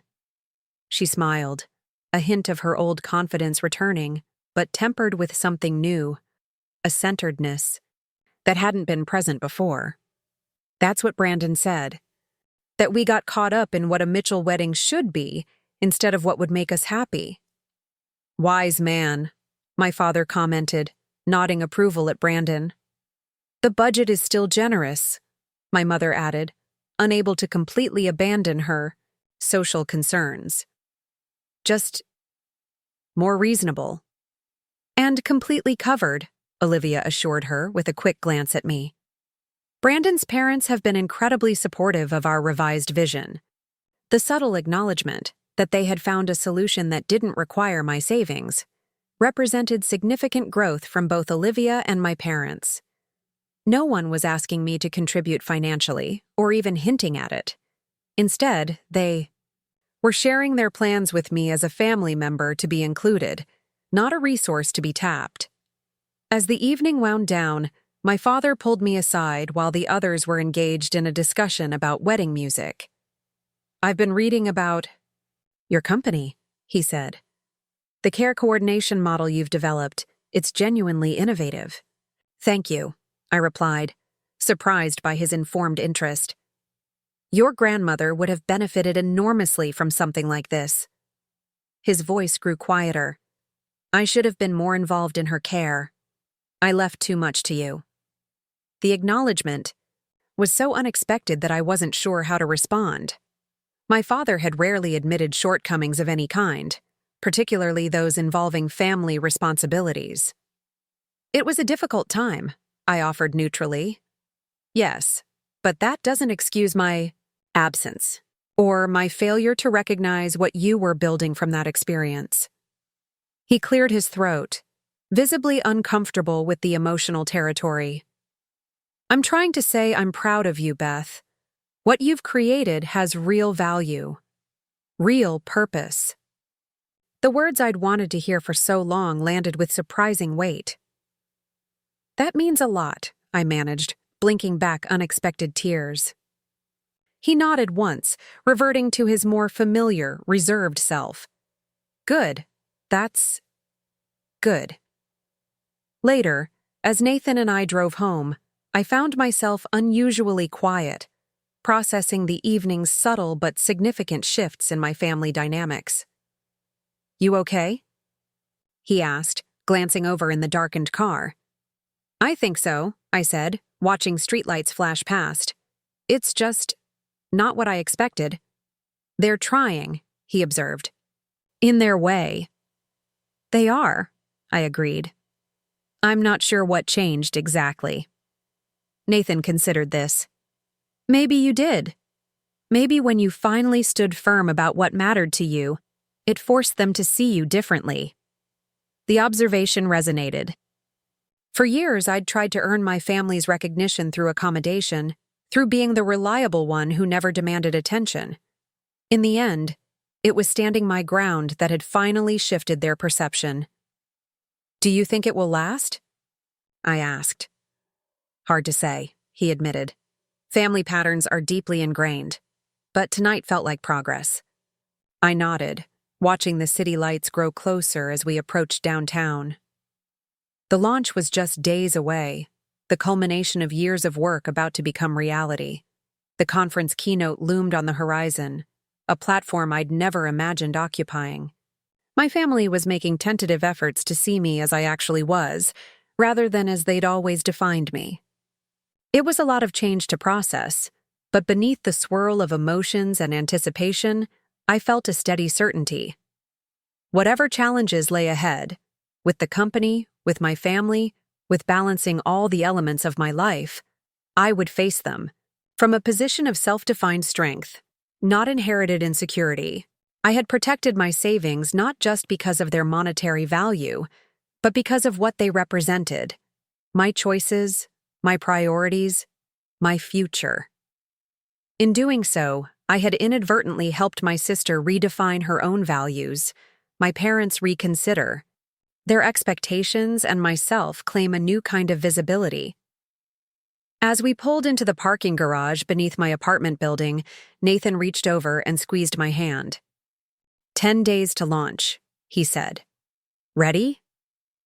I thought about the journey that had brought me here, from the quiet, practical daughter to a CEO on the verge of launching a company with real potential to transform healthcare coordination.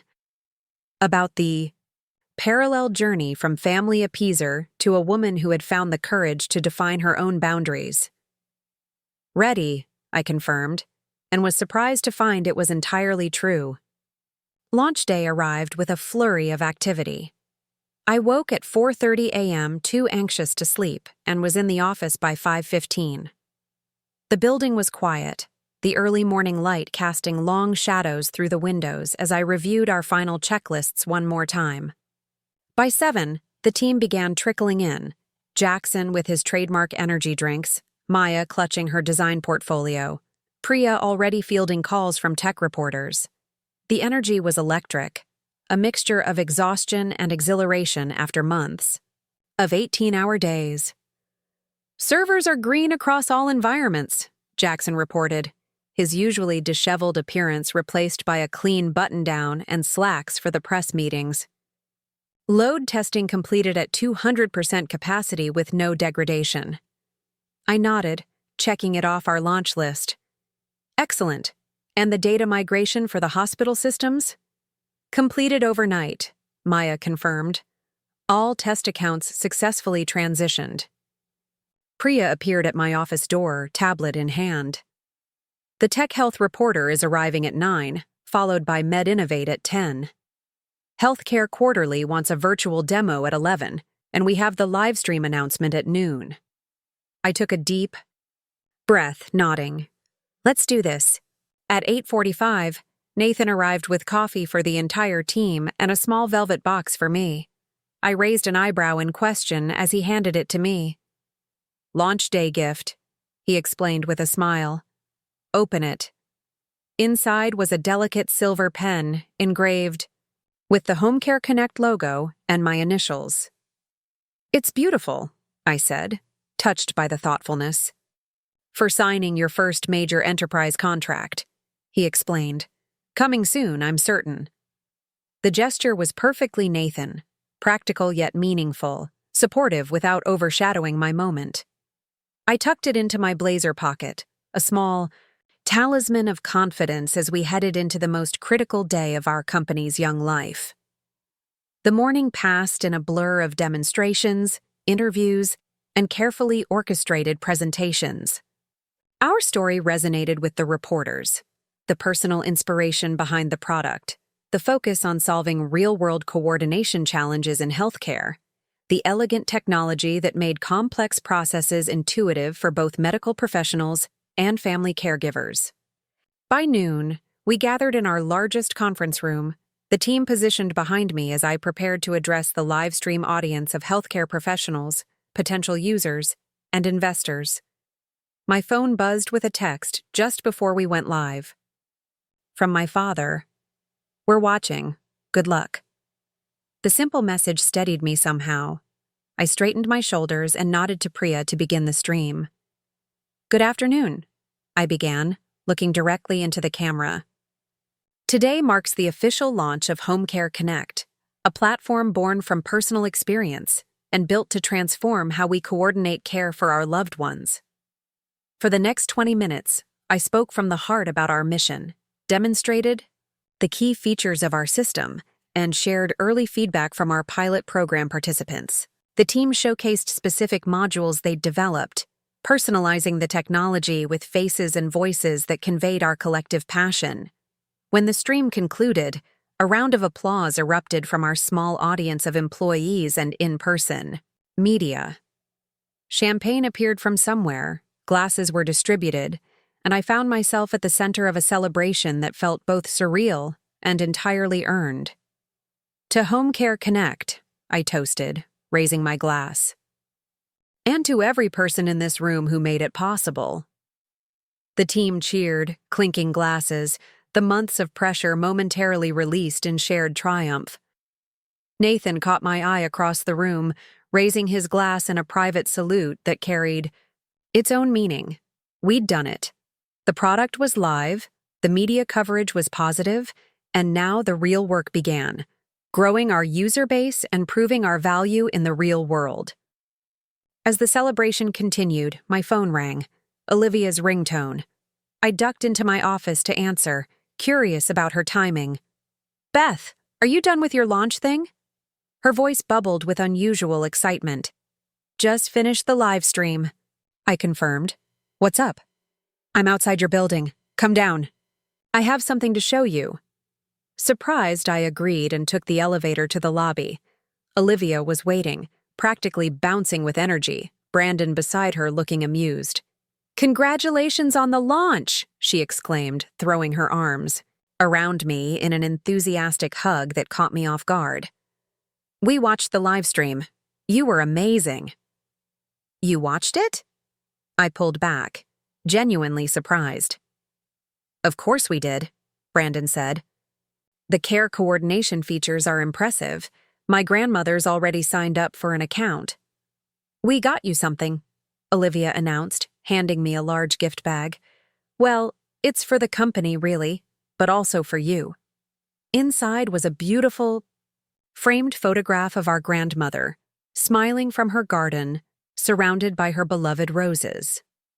Below the photo was an elegant brass plaque that read, Inspired by Evelyn Wilson, Home Care Connect makes visible the often invisible work of care, coordination. May her legacy help families everywhere. I stared at it, emotion catching in my throat. Olivia, this is perfect. It's for your reception area, she explained, suddenly looking uncertain. If you want it there, no pressure. I absolutely want it there, I assured her. It's exactly right. She beamed, the familiar competitive sister temporarily replaced by someone genuinely supportive. We wanted to celebrate your day. I know how hard you've worked for this. The acknowledgement, so simple yet so meaningful coming from Olivia, left me momentarily speechless. Brandon filled the silence. We were hoping you might have time for a quick lunch? To celebrate? Unless you need to get back to the team. I glanced at my watch. We had media follow-ups scheduled for the afternoon, but the next hour was relatively clear. Lunch would be great, actually. Let me just tell the team. As we settled into a nearby cafe, I couldn't help but marvel at the shift in dynamics. Olivia, who had once demanded my life savings for her wedding without a second thought, was now celebrating my professional achievement with thoughtful understanding of what would matter to me. Mom and Dad wanted to come too, she explained, stirring her iced tea. But Dad had that board meeting he couldn't reschedule. They're planning to take you to dinner this weekend instead. That's really nice, I said, still adjusting to this new reality where my family actively sought to acknowledge my work. They watched the live stream too, Brandon added. Your father was explaining the interface features to my parents. He seemed quite proud. The idea of my father studying our product carefully enough to explain it to others was yet another unexpected development in this evolving family narrative. So, Olivia leaned forward. What happens next? Now that you've launched? The genuine interest in her question prompted me to share our growth strategy, the hospital partnerships we were cultivating, the consumer marketing approach Priya had developed. To my surprise, Olivia and Brandon asked thoughtful questions and offered relevant perspectives, particularly around social media strategy, where Olivia's influencer experience actually provided useful insights. You should do a series of short testimonial videos, she suggested. Real families talking about care challenges and how your system helps. Authentic, emotional, shareable content. That's actually a great idea, I acknowledged. We have several pilot users who've offered to share their stories. She nodded enthusiastically. People connect with personal narratives much more than technical features. I could help you develop a content strategy if you want.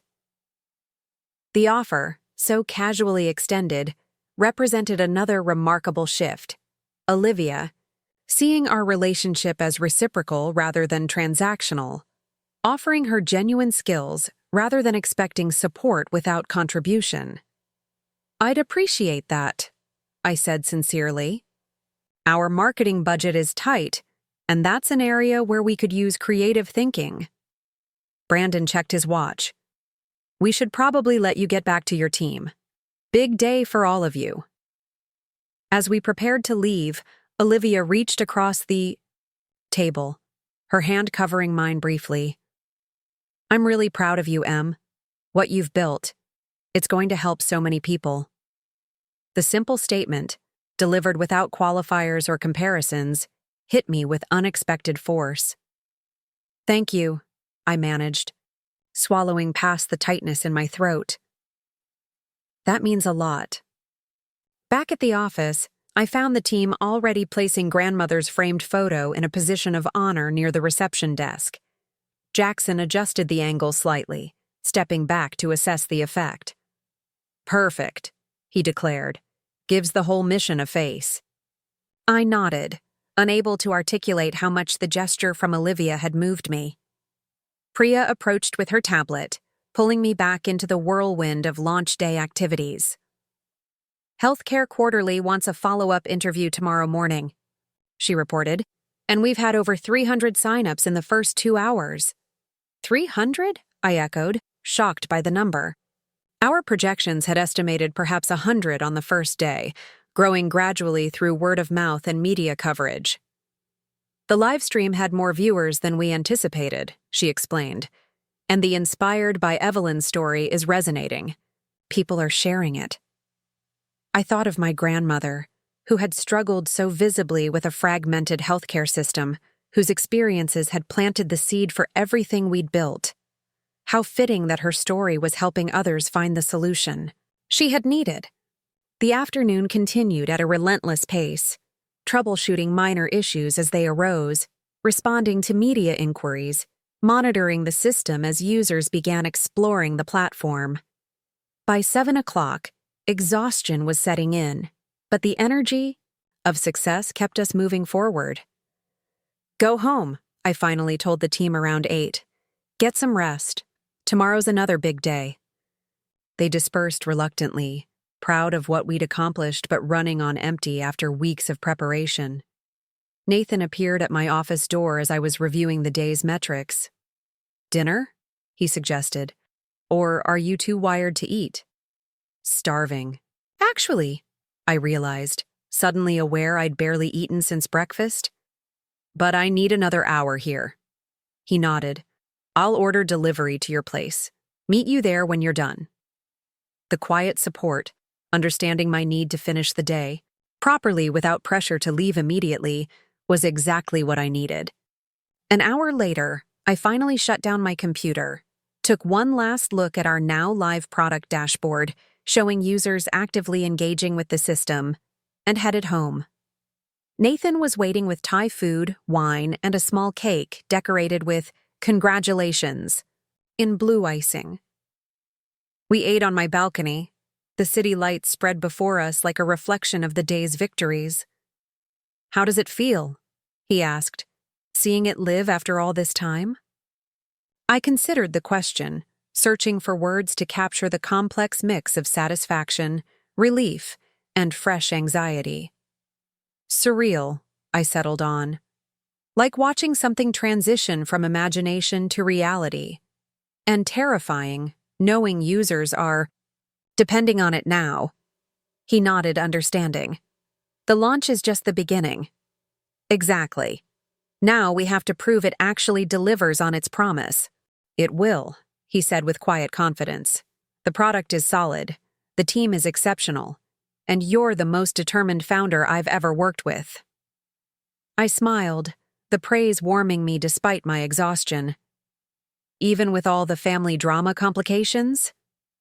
"Especially with those," he corrected. "Most founders only have to convince investors and customers. You managed to transform your family's perception at the same time." "Not entirely transformed," I cautioned. "Progress, yes, but years of patterns don't change overnight." "True. But look at today. Olivia bringing that photograph, your parents watching the live stream, all of them making efforts to acknowledge what you've built." He refilled our wine glasses. "Those aren't small shifts, Beth." He was right.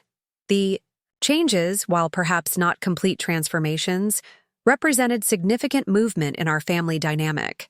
My refusal to fund Olivia's wedding had catalyzed something unexpected. Not just resentment or adjustment, but genuine reconsideration of how they saw me and what I was creating. "I never expected them to change," I admitted. "I just wanted to protect what I'd built." "Sometimes holding your ground forces others to see you differently," he observed, "especially when they're used to you accommodating their expectations." The insight resonated with my experience over these past months.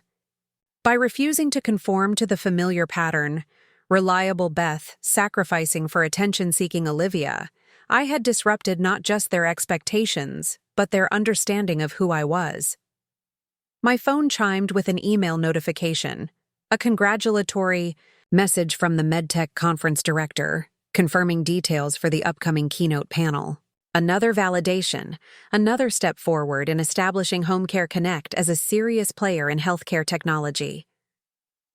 "The conference director sent our panel questions," I reported, scanning the email. "They're focusing on innovation-driven, by personal experience, perfect angle for our story." Nathan nodded approvingly.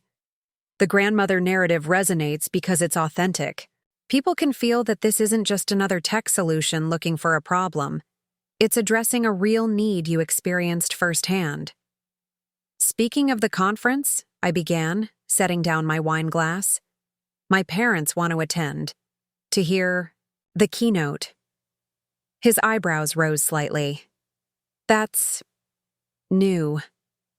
Very new, I agreed. I've already arranged passes for them, and for Olivia and Brandon, though I'm not sure they'll come. I think they might surprise you, he said. After today's lunch, I get the impression they're genuinely interested in what you're building. The thought of my family in the audience as I presented at a major industry conference, something that would have seemed impossible just months ago, filled me with a mixture of anxiety and satisfaction. Their presence would represent another step in this evolving relationship, another acknowledgement that my work had value beyond what they had previously recognized.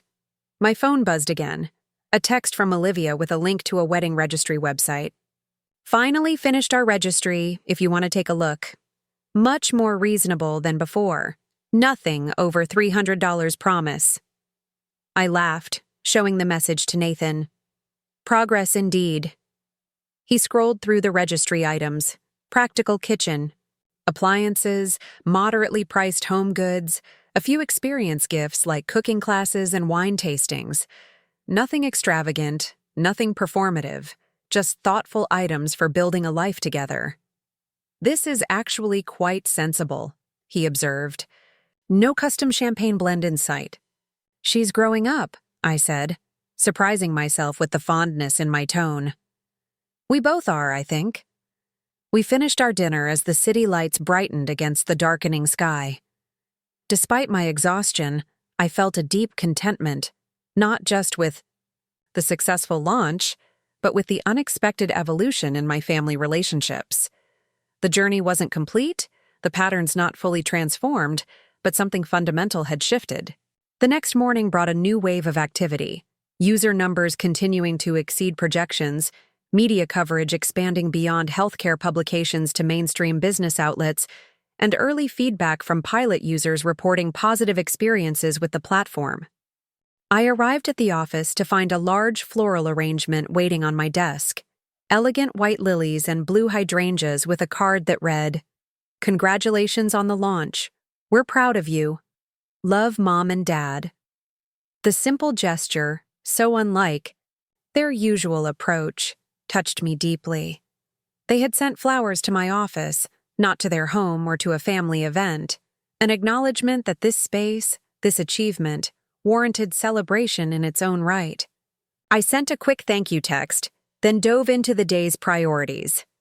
The post-launch momentum was critical to maintain, and the team was already implementing improvements based on initial user feedback. Mid-morning, my assistant buzzed to announce an unexpected visitor, Patricia Mitchell, Brandon's mother. Curious about her appearance at our office, I welcomed her into my small conference room. "Beth, thank you for seeing me without an appointment," she began, impeccably dressed as always, but somehow less intimidating than during our earlier encounters. "I wanted to congratulate you in person on yesterday's launch. Brandon shared the live stream with us, and Harold was quite impressed with what you've built." "Thank you," I replied, genuinely surprised by her interest. "That's very kind." She gestured to the room around us. "This is all quite remarkable. Brandon explained that you developed this from concept to funded company in just 3 years. That takes extraordinary determination."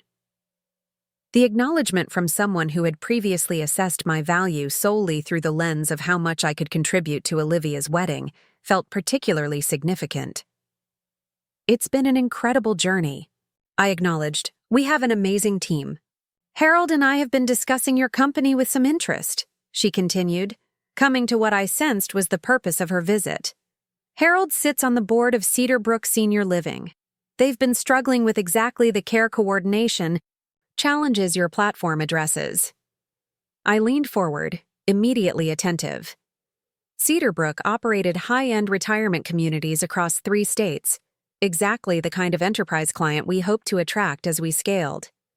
"We'd be very interested in discussing how Home Care Connect might integrate with their existing systems," I offered.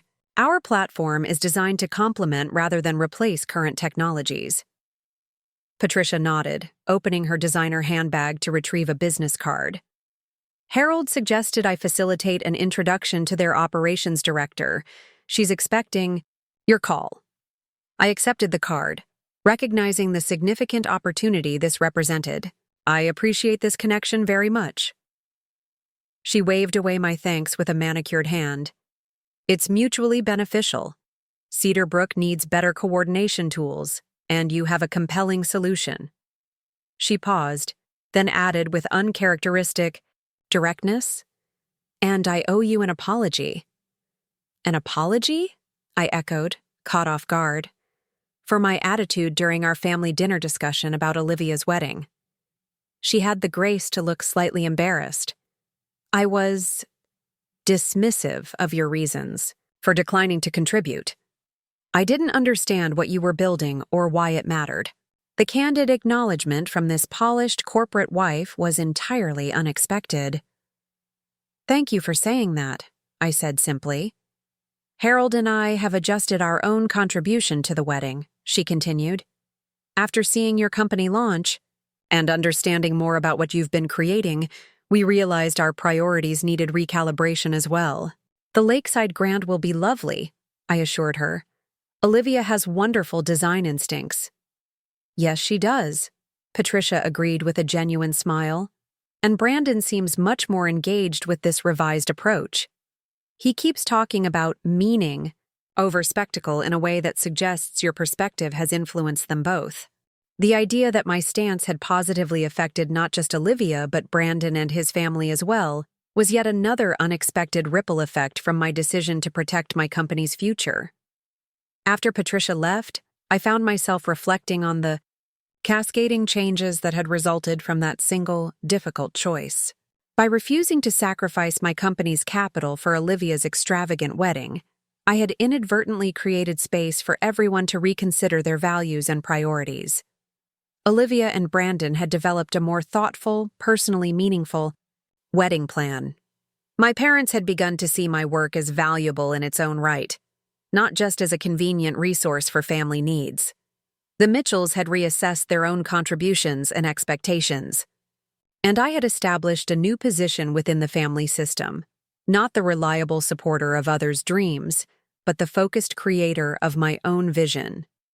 That afternoon, I called the Cedar Brook operations director, who expressed immediate interest in piloting Home Care Connect across their flagship facility. By the end of the call, we had scheduled a full presentation for their executive team the following week, a potential contract that would significantly accelerate our growth trajectory. When I shared the news with the team, their excitement was tempered with determination.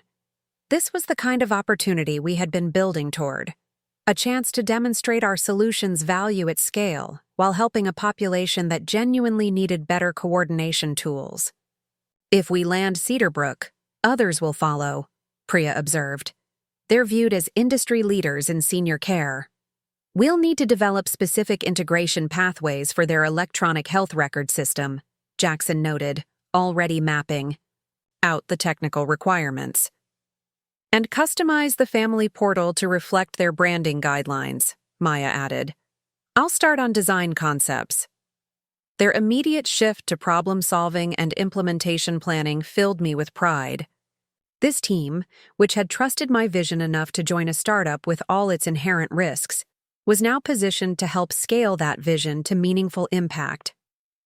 By evening, we had a comprehensive strategy for the Cedar Brook presentation, leveraging our successful launch metrics and early user testimonials to demonstrate our solution's effectiveness. I was reviewing the final slides when Nathan arrived, takeout bags in hand.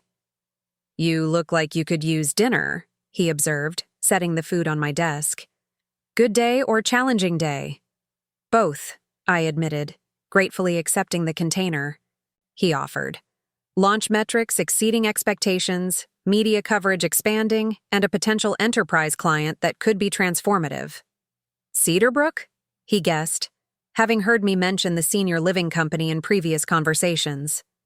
I nodded. Patricia Mitchell came by this morning. Apparently, Harold sits on their board and was impressed by our launch presentation. Nathan raised his eyebrows. From demanding your savings to facilitating business introductions, that's quite An evolution. She actually apologized, I told him, still somewhat amazed by the interaction, for being dismissive about my reasons for not funding the wedding. Remarkable, he commented. Though not entirely surprising, success has a way of reframing how people see your choices.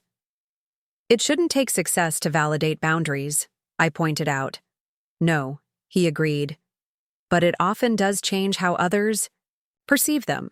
Your family is adjusting to seeing you as builder rather than supporter. That's significant progress. As we ate dinner in my gradually emptying office, I found myself contemplating the journey of the past few months. From the tense family dinner where my parents had demanded my savings for Olivia's wedding to today's successful product launch and expanding opportunities. I don't think I fully appreciated how much I was compromising before, I admitted. Always being the practical one, the reliable one, it became such a comfortable identity that I stopped.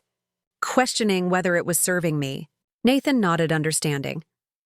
Familiar patterns are powerful, even when they're limiting. What's strange is that by refusing to follow the pattern, by protecting what I'd built instead of sacrificing it, I accidentally helped everyone grow, I observed. Olivia's planning a more meaningful wedding. My parents are actually seeing my work. Even the Mitchells are reassessing their priorities. That's often how it works, he reflected. When one person in a system changes their behavior, it forces everyone else to adapt. Sometimes those adaptations lead to healthier dynamics for everyone. The insight resonated with my experience. By standing firm on what mattered to me, I had created an opportunity for my entire family to evolve beyond our established roles and expectations. My phone buzzed with a text from my father. Saw the healthcare quarterly coverage. Excellent. Peace. Your grandmother would be proud. The simple acknowledgement, connecting my work to my grandmother's legacy, touched me deeply. It represented something I'd been seeking for years, recognition that my practical pursuits had meaning and purpose beyond their utility to others. My father just texted about the Healthcare Quarterly article, I told Nathan, showing him the message. He smiled. They're trying. They are, I agreed. It's not perfect, but it's progress. As we finished dinner, my thoughts turned to the MedTech conference keynote, now just 3 weeks away. The opportunity to share our solution with industry, leaders to position Home Care Connect as an innovative force in healthcare coordination, represented another significant milestone in our journey. Are you nervous about the keynote? Nathan asked, seemingly reading my thoughts. A little, I admitted, but mostly focused on making the most of the platform. It's a chance to elevate the conversation about care coordination beyond technology to the human impact. Exactly the right approach, he affirmed. Lead with purpose, not features. We gathered our things to leave, both exhausted from the launch day activities, but satisfied with the momentum building around our work. As I glanced back at my office, my grandmother's photo now visible through the glass wall, illuminated by the evening security lighting, I felt a deep certainty that I had made the right choice in protecting this vision. My savings, which my family had so casually demanded for Olivia's wedding, had never been just money to me. They represented years of discipline, sacrifice, and commitment to building something meaningful. By refusing to surrender them, I had not only preserved my company's future, but had inadvertently created space for my family to see me, truly see me, perhaps for the first time.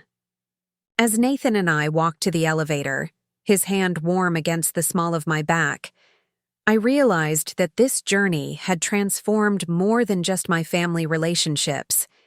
It had changed how I defined myself, how I articulated my boundaries, and how I envisioned my place in the world. I was no longer just the practical sister, the reliable daughter, the one who could be counted on to sacrifice for others' dreams. I was Beth Wilson, founder and CEO, builder of solutions that mattered, protector of my own vision, And in claiming that identity fully, I had paradoxically created more authentic connections with the very people who had once defined me so narrowly. The elevator doors closed on the office that represented everything I had fought to protect. Tomorrow would bring new challenges, new opportunities to grow the company and expand its impact. But tonight, I would rest in the knowledge that my choice, difficult as it had been, had created ripples of positive change far beyond anything I could have anticipated. The day of Olivia's wedding dawned clear and perfect, sunshine filtering through scattered clouds, a light breeze carrying the scent of the Lakeside Grands gardens in full summer bloom. I stood in the hotel's bridal suite, watching my sister as the makeup artist applied final touches to her radiant face. She caught my eye in the mirror and smiled. A genuine smile, free from the competitive edge that had characterized our relationship. For so long. "Nervous?" I asked, adjusting the strap of my bridesmaid's dress, a flattering sage green that Olivia had chosen with surprising consideration for each attendant's coloring and comfort. "Not about marrying Brandon," she replied thoughtfully. "Just about delivering my vows without crying and ruining this masterpiece." She gestured to her perfectly applied makeup. My mother bustled in with the wedding coordinator, clipboard in hand, checking final details with uncharacteristic calm. The scaled-back celebration had actually seemed to reduce rather than increase her anxiety, as though the more reasonable scope had allowed her to enjoy the process rather than stress over its perfection. "Beth, Nathan just arrived," she informed. Me. "He looks very handsome in that charcoal suit." The casual mention of Nathan, the easy acceptance of his presence at this family milestone, was yet another sign of how much had changed in the months since our confrontation over the wedding funds. He had moved from Beth as investor to Beth's partner in their minds, his place in my life acknowledged and respected. "The flowers look magnificent," my mother continued, genuine appreciation in her voice. "Your suggestions for incorporating the garden elements with the arrangements saved us a fortune and look more elegant than the original plan." Olivia nodded agreement. "The florist said she's already had 3 other brides request the same concept after seeing our mock-ups. The photographer arrived, and we spent the next hour capturing the traditional preparation moments, Olivia in her dress, elegant and understated compared to the original $95,000 confection, our mother fastening the necklace that had been our grandmother's, the bridesmaids helping with the veil. Throughout it all, I noticed a striking absence. The tension and competition that had always hummed beneath the surface of family gatherings was quiet, replaced by something gentler and more authentic.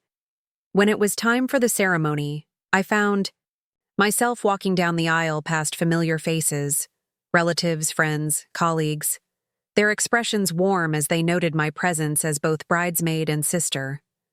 In the 3rd row, Nathan caught my eye, offering a subtle nod of encouragement that centered me in the moment.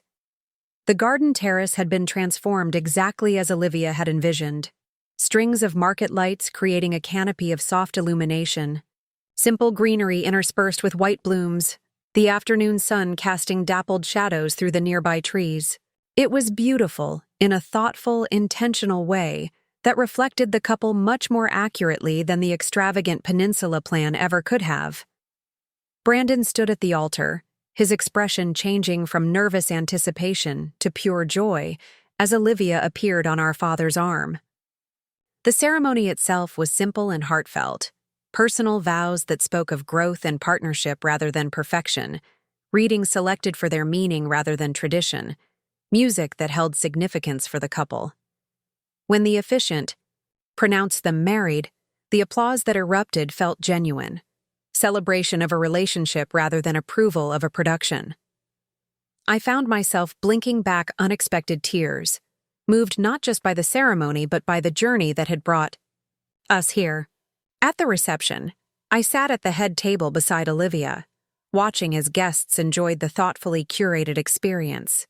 Local farm-to-table cuisine instead of imported delicacies, a carefully selected wine list rather than custom blends, personal touches that showcased the couple's actual relationship rather than their aspirational image. This turned out perfectly, I told her during a quiet moment between dances. Much more you than the original plan. She nodded, watching Brandon laugh with his college friends across the room. You know what's strange? I don't miss any of it. The orchids, the ice sculptures, the custom champagne. This feels real. It is real, I confirmed. That's why it works. She turned to me, unexpected vulnerability in her expression. Thank you for saying no, Beth. The simple acknowledgement caught me off guard. What? When we asked for your savings, she clarified. Thank you for refusing. You were right to protect what you'd built. And if you'd given in, she gestured around the room. None of this would exist. Not your company, not this wedding. At least not like this. The insight from my sister, who had once demanded my financial sacrifice as her due, left me momentarily speechless. I mean it, she continued. Watching you stand your ground made me question why I needed such extravagance in the first place, whether I was trying to impress others or actually create something meaningful.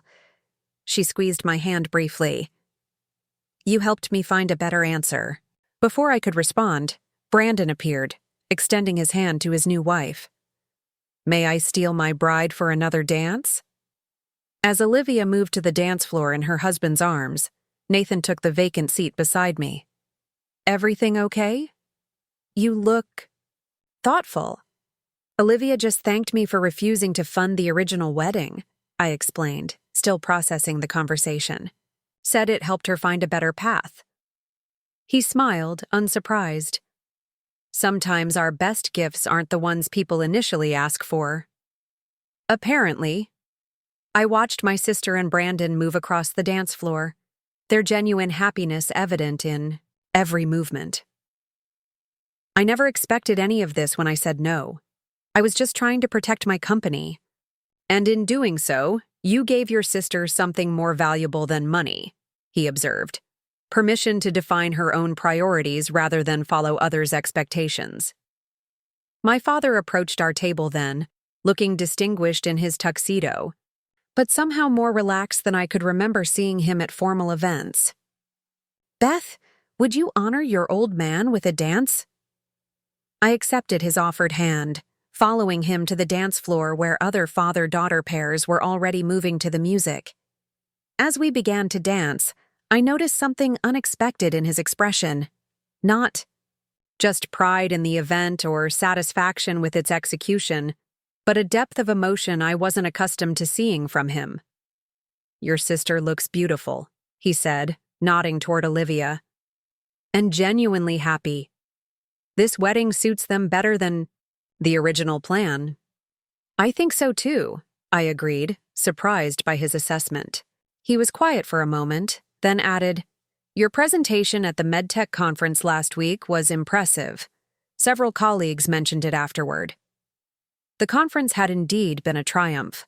Our keynote well received, new partnership opportunities, emerging from the connections made, my parents and sister watching from the audience as I articulated our vision for transforming healthcare coordination. Their presence had meant more than I could express. Their attention to my professional accomplishment, a validation I hadn't realized I still sought. Thank you for coming, I said simply. It meant a lot to see you all there. He nodded, a flicker of regret crossing his features. We should have been paying attention sooner, to what you were building, to who you've become. The acknowledgement, so direct, so unlike my father's usual approach, caught me by surprise. We're figuring it out now, I offered. That's what matters. Your grandmother would be extraordinarily proud, he continued. Not just of the company, though that's remarkable, of how you've stood your ground, defined your own path. As the music continued, I realized this conversation represented something I'd been seeking for years. Not just acknowledgement of my professional success, but recognition of my personal growth, my right to establish boundaries and priorities that served my own vision, rather than others' expectations. The Cedarbrook contract is significant, he added, referring to the enterprise deal that had emerged from Patricia Mitchell's introduction. Their industry influence will open doors for your expansion. It's already happening, I confirmed. 3 more senior living organizations have reached out since the announcement. He nodded approvingly. As they should. You've identified a critical need and developed an elegant solution. That's good business. Coming from my father, who had spent years subtly dismissing my little app idea as impractical, this assessment represented significant evolution in how he perceived my work and, by extension, me. As the song ended, he squeezed my hand gently. I'm proud of you, Beth, for all of it. The simple words, delivered without qualification or comparison, filled something in me that had been empty for longer than I could remember. Thank you. Dad? Later, as evening settled over the reception and guests began to depart, I found a quiet moment alone on the garden terrace. The lights twinkled overhead, the emptying dance floor visible through the windows, the sounds of celebration softening as the night grew later. Nathan found me there, 2 champagne flutes in hand. Taking a breather? I accepted the offered glass with a grateful smile. Just reflecting. He leaned against the stone balustrade beside me, our shoulders touching comfortably. On the wedding, or on everything that led to it? Both, I admitted. If someone had told me 6 months ago that refusing to fund Olivia's wedding would lead to all of this, the company launch exceeding projections, the conference keynote, my family actually seeing me and my work, I wouldn't have believed it. Sometimes the hardest boundaries to establish lead to the most profound transformations, he observed. I nodded, watching as inside the reception hall my mother laughed with Patricia Mitchell, their earlier tension replaced by what appeared to be genuine camaraderie. My father and Harold were engaged in conversation near the bar, likely discussing the Cedarbrook implementation that now connected our professional worlds. You know what Olivia said earlier? I turned to Nathan. She thanked me for saying no, said it helped her find a better path for the wedding and for herself. She's not wrong, he replied. Your refusal created space for everyone to reconsider their priorities and expectations, including Olivia. Including me, I added. I think I needed that confrontation to fully claim my own vision, to stop seeing myself as just the practical one, the reliable supporter of others' dreams. He raised his glass slightly. To standing your ground. I clinked my flute against his. To building something that matters. As we returned to the reception for the final dances of the evening, I found myself filled with a quiet certainty that had been absent for much of my adult life. The journey from that tense family dinner, where my parents had demanded my savings and called me selfish for hesitating, to this moment of authentic celebration had transformed more than just a wedding plan. It had reshaped relationships, recalibrated expectations, and redefined my place within the family system. My refusal to sacrifice my company's future for Olivia's extravagant wedding day had not been an act of selfishness, but one of necessary self-preservation. Protection of something I had built through years of discipline and dedication. In defending that boundary, I had inadvertently created opportunity for growth that extended far beyond my own professional success. Olivia had discovered that meaning emerged from intention rather than expense. My parents had begun to see me as a builder of significance rather than merely a reliable supporter. The Mitchell family had reassessed their own values and expectations, and I had found the courage to stand firmly in my own truth, even when those I loved struggled to recognize it. As the wedding drew to a close, Olivia and Brandon preparing for their departure amid sparklers and well-wishes, I felt Nathan's arms settle comfortably around my waist. My company was thriving, exceeding all projections in its first months post-launch. My professional reputation was growing, the MedTech keynote opening doors to partnerships and possibilities we had only dreamed of pursuing so early in our journey. Ready to head out? Nathan asked as the newlyweds made their exit. I nodded, taking one last look at the celebration my sister had created. Beautiful in its authenticity, meaningful in its restraint, perfect not despite its adjusted scale, but because of the intention behind every element. My parents had demanded my savings for my sister's wedding. I had smiled and revealed the truth, that some investments cannot be measured in dollars, but in purpose, in vision, in the courage to protect what you've built. And in standing firm on that truth, I had given my family something far more valuable than money could ever buy: permission to evolve beyond the roles and expectations that had limited us all. Up next, you've got two more standout stories right on your screen. If this one hit the mark, you won't want to pass these up. Just click and check them out.